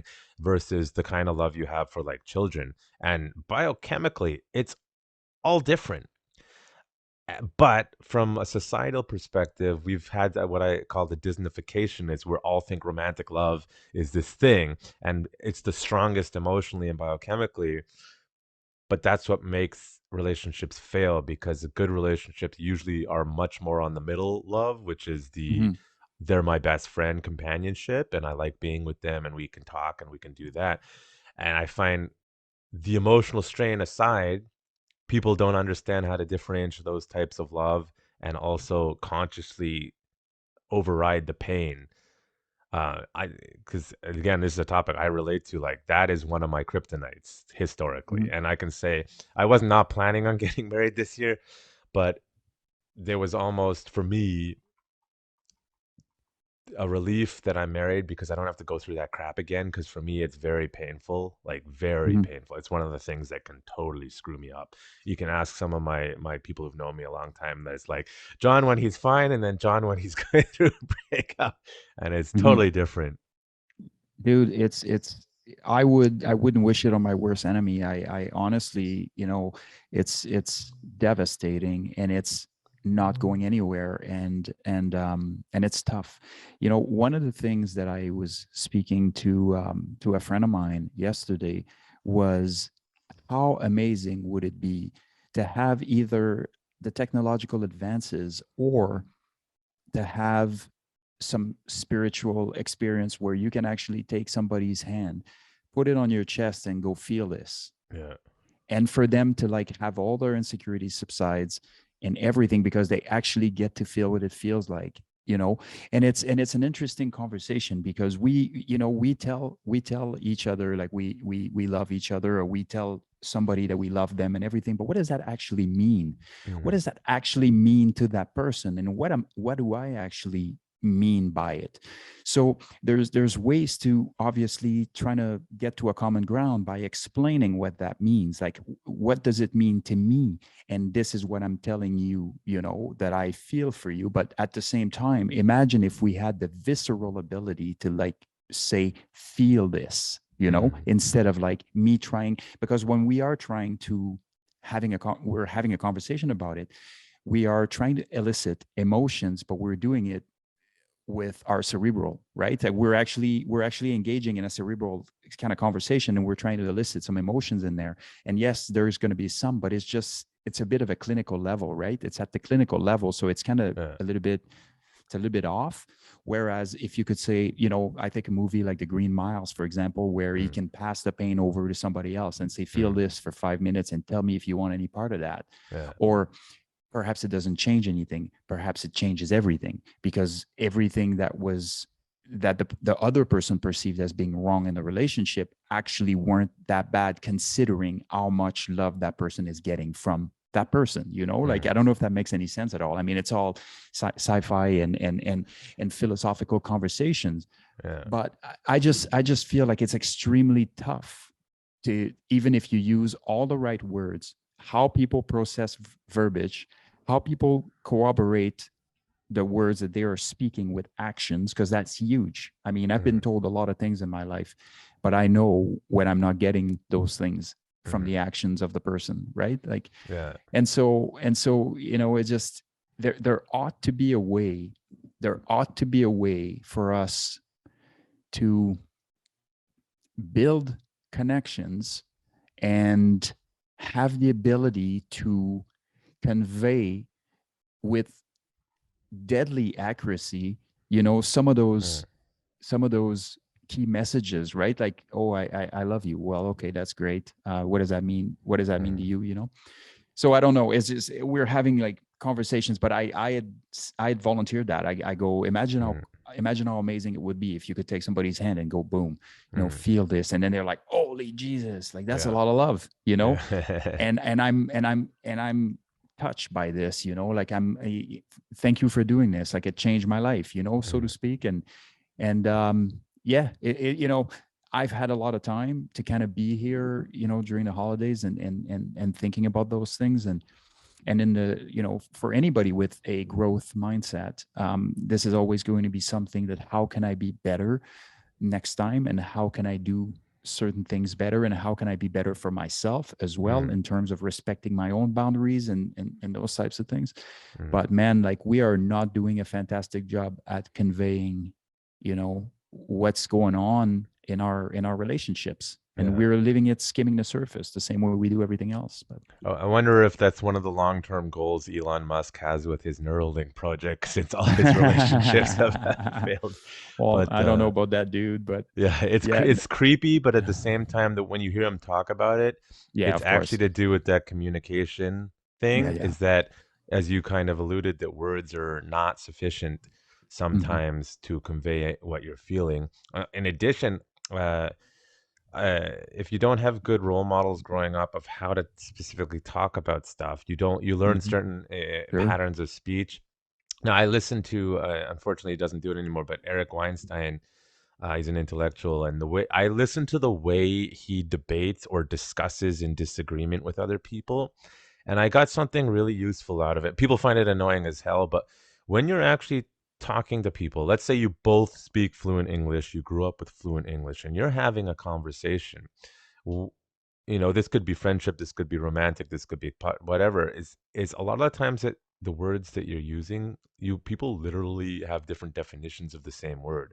And so what he does, he's like, I just want to clarify this word I'm using. What does that mean to you? And if you can't clarify those specific meanings of those words, you're having two separate conversations, even though you're not. And that concept, when I started hearing, I was just listening to how he talks. He's not teaching people how to. I'm like, that solves a lot of problems, because what I'm thinking that word means and what you thinking that word means. And I'm in a multicultural relationship, and my wife speaks multiple languages. English is not her first language. She's fluent in English, but there's clearly communication problems, and one side or the other has to admit, like, I don't actually know what that means. But most people, they don't like doing that. Like, I'm sorry, I don't understand what that means. Could you please explain to me? Now, a couple things can happen. Either they're just like, this is too exhausting, I'm just going to go do something else now. Or it's going to be like, oh, then you start getting those clear lines of communication open. And one, I think for relationships and heartbreak, we need a better understanding of how the human body works and what is love, and stop letting Disney's movies tell people what that is. Because I think a lot of people's expectations of what healthy relationship looks like are just not good. We also need to learn how to communicate a little bit more effectively. It does not help when you have people in dictionaries randomly changing words to suit political things. That is not helpful, guys. Off topic, but when that kind of behavior happens, if I'm 50-year-old who learned how to speak, and all of a sudden these youngins come up with different terminology that I'm completely oblivious to, we're going to have a communication problem. And just learning to communicate effectively in the moment, and about uncomfortable emotions, which people find off-putting. Like, for example, I'm an open book with I'm emotionally, yet we hear, like, tying back to leadership, is people don't want to listen to your emotional baggage because they have their own emotional baggage, and we get in this trap where we how so? How I disagree. Look at David Goggins, for example. Mm. You want to Goggins, nobody wanted to produce that Can't Hurt Me book. Oh yeah, yeah. No, why? Because nobody's going to relate to this. It's the other way around. Yeah. We're walking around like hostages, or we're walking around pretending that everything's cool and done, everything's good to go.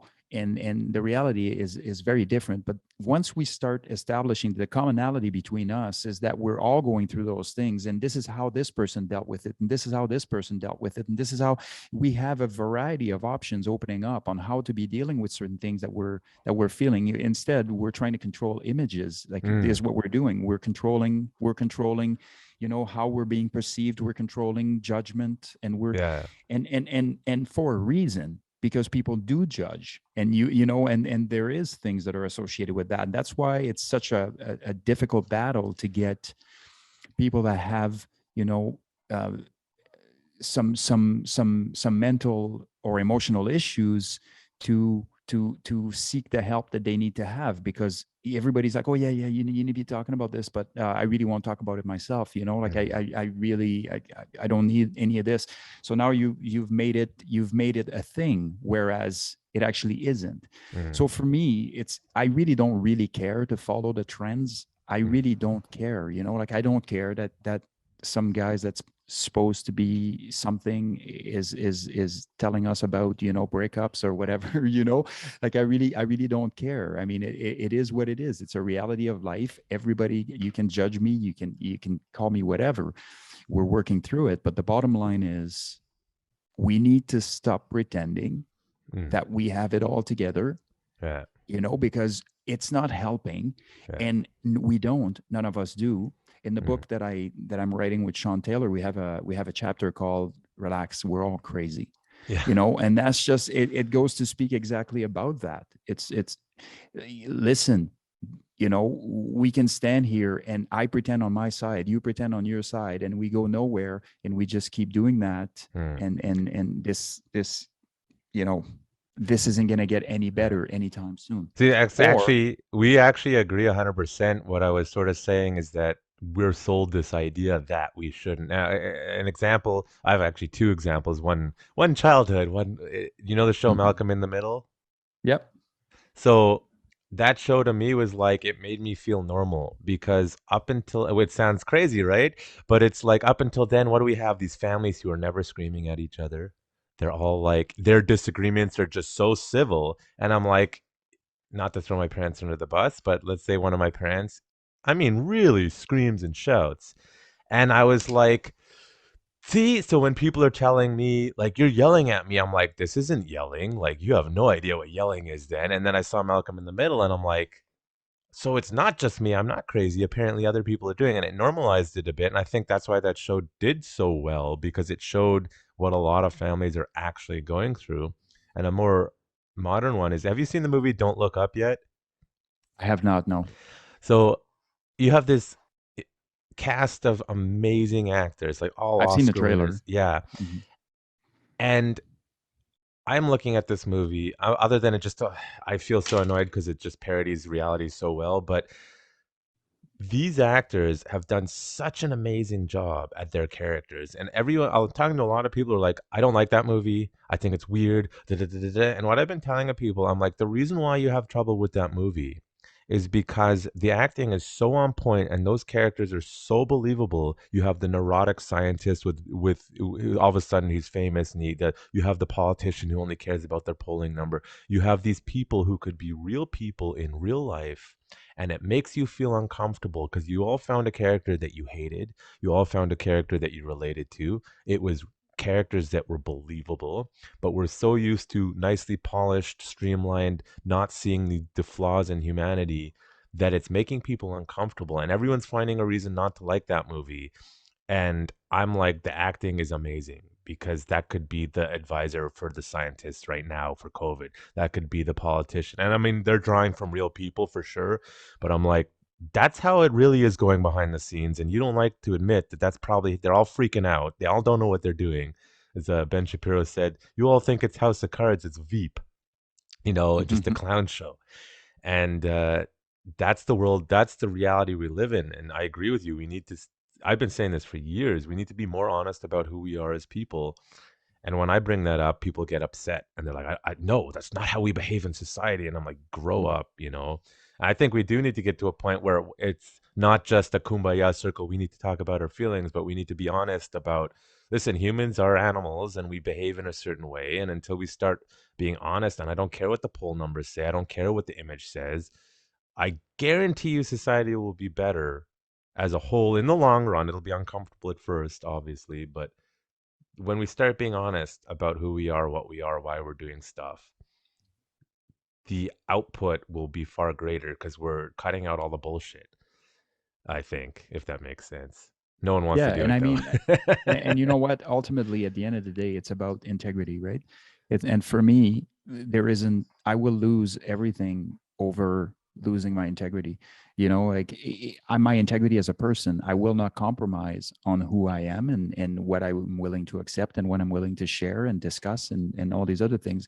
And the last thing that's on my mind is how that's going to be perceived or how that's going to be, you know, and I really don't give a shit. I mean, think about it this way: the two of us are having a conversation here, we're full of opinions. It's the opinions of two guys. Like, you don't Yeah. have to listen to any of that, right? And so I do the same when I listen to a lot of the speakers that I like to listen to, like whether it's Jordan Peterson or Guy Winch or others. Like, it doesn't matter who they are and how good they are. I'm selective in what I take in my own, you know, and I Yeah. take in sort of the information with a grain of salt at all times. It's like, I really, really like this about what was just said, but however, I disagree with this, and that's totally fine. It doesn't discount or discredit this person at all. It's just, it's not relatable for me because of this or that reason, you know?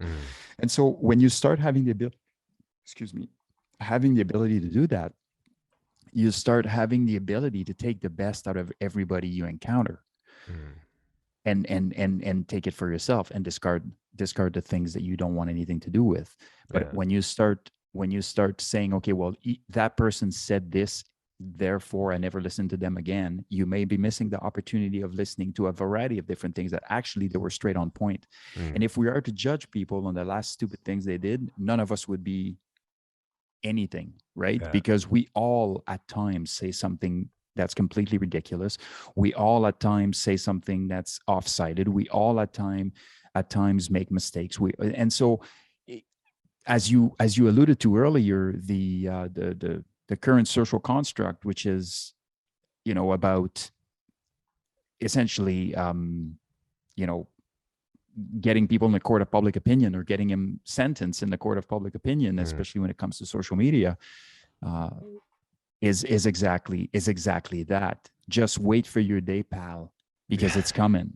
It's coming. You know, it doesn't matter if now your group of friends or everybody, you all get canceled eventually. Everybody's good to go, but you'll get canceled for something. They freaking canceled Pepe Le Pew, for crying out loud. Well, you know, on that note, the inability of people to understand historical context is mind-blowing to me. It's like, dude, that's how they were 50 years ago. Just accept it as reality. It's like I had a social psychology professor, and he had this theory. Oh, they loved me. He tells you about the theory of human behavior and how his theory, the professor's theory, and what he got his PhD on. I'm listening. I'm like, do you know, I think that if I took that theory on human behavior and took it 100 years ago, I think it's not going to apply at all. And therefore, your theory doesn't apply to consistent human behavior or something like that. And I forgot what I said, but I just saw the look of horror on his face when he realized that his whole theory was not good. Was that or just that he was being questioned by you? He was he was actually a really nice guy, and of all the professors who I questioned, I don't remember his name, but I remember him being a nice guy, and he just the look of like, I think he's right, like crap, because the whole theory just it wouldn't apply 100 years ago, and I don't think it would apply 100 years in the future. And it's like, if I want first principle theory, I'm like, you just wasted your life, man. He was a good teacher, but it was just like, nobody wants to hear that times change, things are different, and if this idea or theory that I believe, can it apply consistently throughout history? And if it doesn't, we can only look back, not forward in that context. But it's like, you just have to understand, like Pepe Le Pew, like that's just how they were. It doesn't make it right according to current modern standards, or wrong, to be honest, because morals are actually more relative than people want to admit. But it's just like that's what it was. And if I show that to a cartoon to a child, you know what they're gonna think? Cool, a skunk. Oh, look at those hearts. That's what the kid is gonna think. They don't give a crap about your politics. Like, For sure, for sure. I mean, ultimately, like we all grew up in a generation where Disney movies were absolutely atrocious, like murders and and all kinds of other things. But hey, we all yeah. drank from the hose. We all rode in the back of pickups without seatbelts and good to But is go. it like bad or is it more relatable? Because if you watch like 80s, anything from the 80s, as like horrible that decade was, they're more Mhm. believable. They're just more But no, raw, of I course. find, Yeah. versus the Yeah. 90s started sanitizing everything heavily. And I don't know what the hell we're doing now. Well, Um, I think it's always the case though, right? It's almost the tendency is to go black or white. yeah, It's very rare that somebody says, "Hey, there's shades of gray here." yeah, Why don't we just we don't need to murder Cinderella, but we also don't need, like it's the same. Like Pepe Le Pew doesn't need to force that lady against her will, but what yeah, about she loves him back? yeah. Like maybe it happens. I don't know. What if they're into some kinky stuff? Like they had Oh in, God. in the new series Cowboy Bebop, they had a whole episode on that where this couple of like crazy criminals, like she's like, I'm running away from my bad guy, da, da, da, da, and then her ex-husband's about to shoot her like adopted daughter, and then she says the safe word, and they're like, oh, all over each other, and then the daughter's like, this was just a sexual act. This whole thing you had me running around, right? Oh, that's I hilarious. just think it's funny because the same people who will cancel stuff will also sit there and talk about spectrums and different people. And it's like, ah, so you admit that people can approach things differently and you may not understand it, but they may be actually totally okay with that thing. Obviously, rape is not good, but just Yeah. from Yeah. like example of Cowboy Bebop, it's like Sure, people need sure. to understand things are different for everybody. And as long as people are happy and not hurting each other, then what the hell does all your stuff you're talking about is nonsense, right? I Mhm. find when it gets into the malicious, I'm intentionally doing stuff that's harmful or hurtful. People don't ask, hey, does that bother you? They just say they shouldn't do that, da, da, da, da, da, but you really should say, hey, is that a problem? And then just stay on top of it because obviously some people won't be honest, but a lot of people will be like, no, it's fine, and then that's up to them. Like if they're happy or not. It's like that friend of mine is like, John, you seem miserable. And I'm like, actually, today is a good day. And then I have to explain to them, the dopamine and the biology, and they give me, what are you talking about? But the human factor is certainly a complicated thing for sure. Oh, it is. It's a complicating factors, and then there's humans that generally just like to elicit a reaction, anyways. And I think you might be one of them. So, Oh, here's the thing. I don't like to do it. It's just yeah, intrinsic to my nature. Is yeah. I'm a little compulsive. Mhm. So if I get my head on, I want to talk about this. Like, I mean, this is gonna sound arrogant, but it's like intelligent people like to talk about ideas and concepts and theories, and less intelligent people want to talk about things. So if People. you want to Yeah. small talk about, yeah, people and things, if you want to talk Mhm. about people and things, which is what most people want to do, I'm like, I don't want to. I want to talk about this stuff, and it's antagonistic to a lot of people, either because they don't want to admit they don't understand what the fuck I'm talking about in the first place, or because they don't agree with me and they haven't learned how to meaningfully debate. Now, it's totally fair if, as you said, listen, I don't have the capacity. It's not my Mhm. world. I don't want to.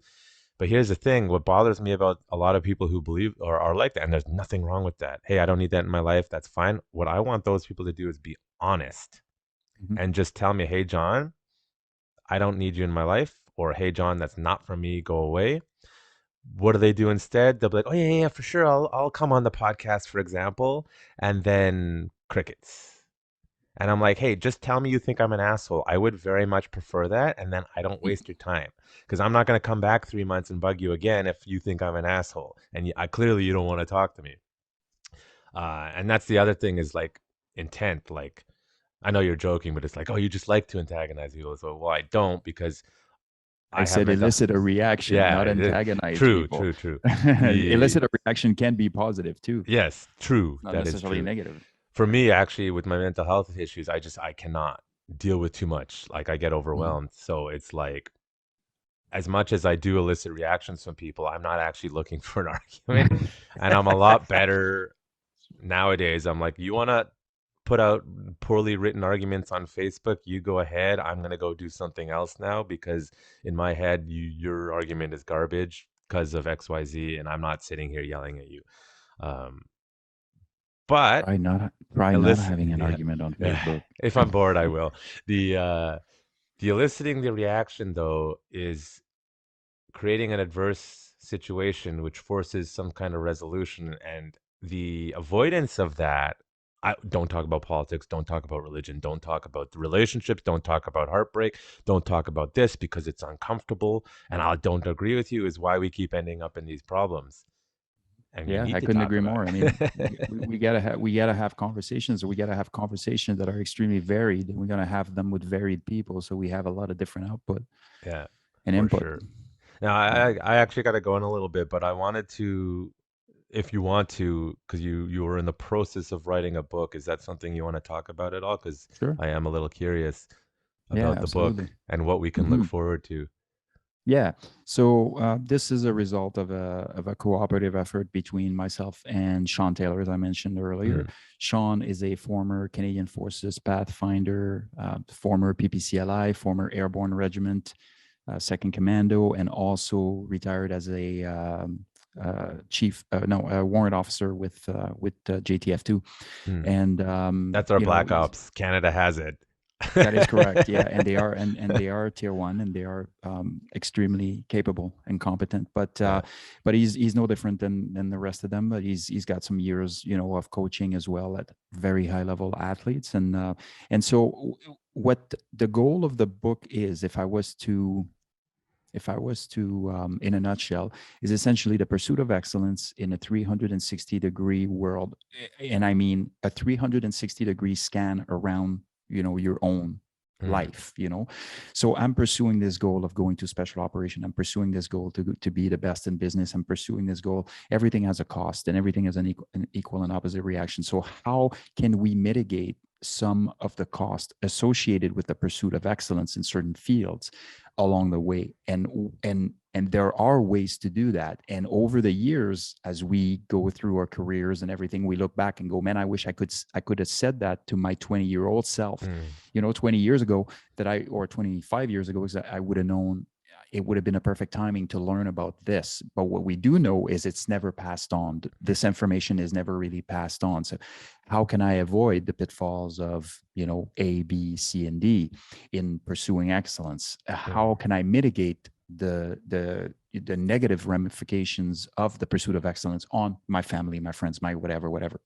So what we're doing is we're basically having, candid conversations with people saying, look, there is absolutely nothing wrong with putting all your eggs in the same basket, but there is a time where that's going to have enough said cost, and that cost that you might pay might be a lot more than what you bargained for. That includes, obviously post-traumatic stress disorder, occupational stress injury, any of the other types of duty related, and not only duty related, because people do get some occupational stress injuries in the corporate world as well, and a lot of people don't understand, that that's a thing, but it is a thing, and it's a very slippery slope as well. You don't need to necessarily go to war to experience this. So evidently, if you experience this in war, you're going to have an intensified experience, but there's still some impact, some negative impact. So our goal is exactly that, to say, look, there's nothing wrong with the pursuit of excellence and wanting to be the best, the absolute best at everything you do, but here's what you need to know. Those are some of the traps that you might fall into, or those are some of the things that you are not going to fall into because you now know about them. But just keep your eyes peeled for some of those, triggers or red flags or whatever. And so that you can, when you find yourself at a crossroad, you can actually make the right call based on the totality of your circumstances at the time, not mm, what Seb would have done or what Sean Taylor would have done. mm. But that's essentially the premise of the book. So, advice you wish your dad would have given you, but didn't. Shortcuts, something like that. No, it's good. I Exactly. think we need more of that, like just less bullshit mentorship that's not about making sales, but like, what do I actually need? Just tell me right now what I need. Oh, well, like we need to cut all that nonsense out and just say, hey, don't fuck up. Here's why. Here's a solution. Here's problem solving. I definitely look forward to reading Yeah, it or there's yeah, go on. oh sorry. I was just gonna say there's that, and then there's um some of the expectations. Yeah, let me put it to you this way, like there's a lot of influencers, there's a lot of people out there with a lot of influence, and we call them influencers. I mean, whether or not they're actual Instagram influencers, but there's I find it's very one dimensional for the most part, as it pertains to, and it's generally has to do with physical toughness or mental toughness as it pertains to physical activity generally. Yeah, it's not always the case, but it's very often the case. And so a lot of the things that we don't know anything about is because the people that are proliferating the message are actually not comfortable with talking about it. So I'll give you an example of this. And again, not to turn this into a sob fest or anything like that, but if you look at a guy like, say, Jocko, for example, right? Amazing leader. By all account, he was a fantastic leader for his boys and for the people that worked for him during his time as commander. And that's pretty much across the board. I've never heard anything different from the guys. But the thing is, Jocko's level of emotional intelligence far exceeds most humans, right? Yeah. And so if you want Jocko to have to take a pause to continue speaking, just have him speak about Mark Lee, right? And have Jocko explain what Mark Lee meant to him and all these other things. And what you're going to find out very quickly, that the reason why Jocko was such a good leader is because he cared deeply. He did. So all these other things that are accessory after the fact. The fact is, he is a very emotionally intelligent man. But now what we have is a bunch of people waking up at 4:00 in the morning wanting to be hard, right? And they're like all out on the pursuit of being the toughest person around. You are missing an entire other side of that is critically important, in that compassion, in that care, and you are going to need to bring those up together at the same time if you are to be the leader that he was, regardless of how many lessons you are taking from him. Right. And those are things that we can affect. There's no question that we can. And those are things that have data attached to them. And there are things that have, ways to make things better attached to them. And all we need to do is to have the conversation. But don't you sit there looking at all these tough guys and these tough girls that are doing amazing things, but they're doing it one dimensionally. And for you to think that that's it.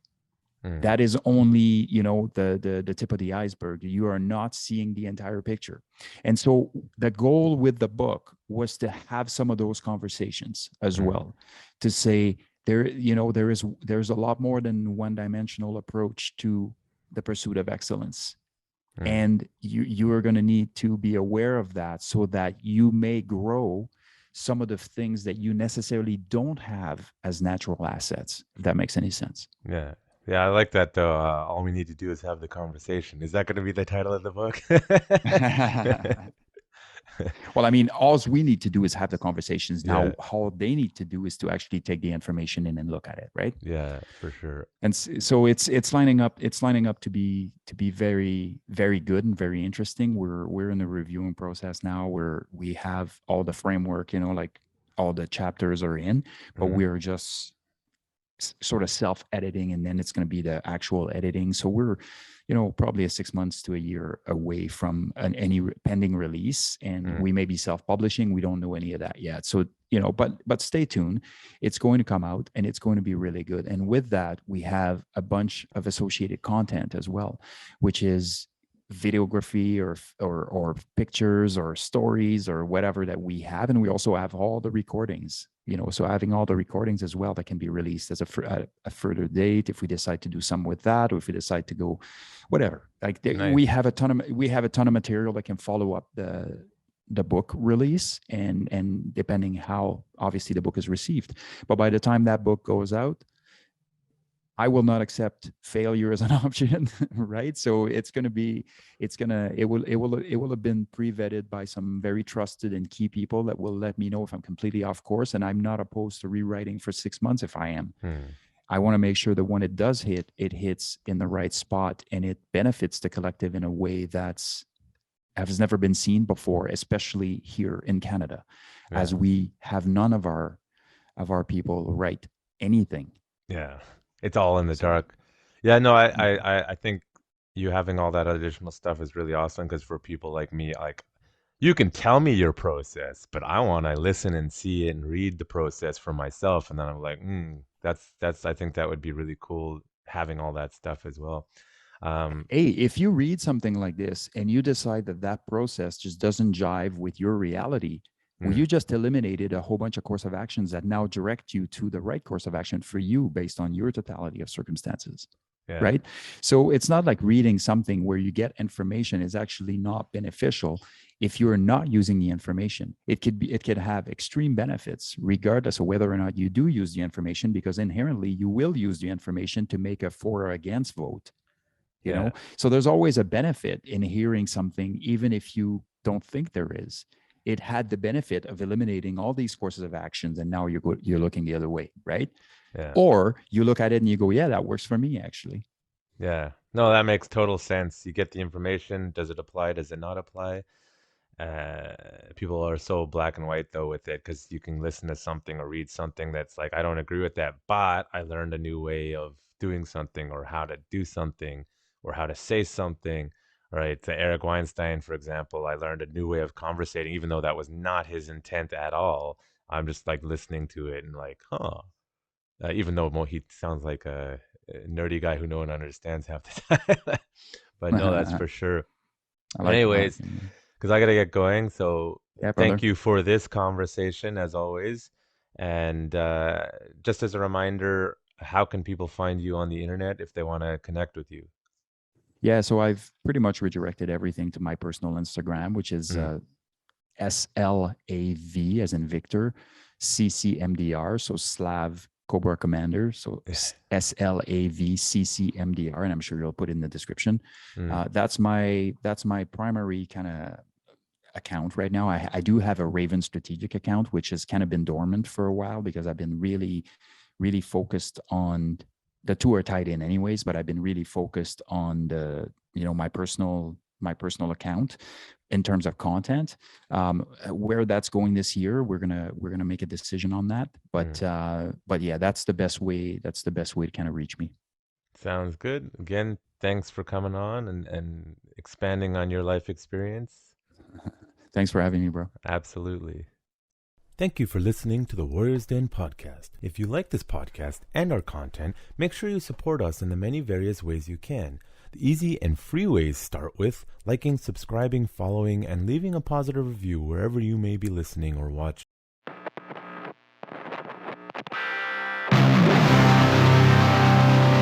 You're listening to The Warriors Den. Brought to you by Urban Tactics Krav Maga. Turning lambs into lions.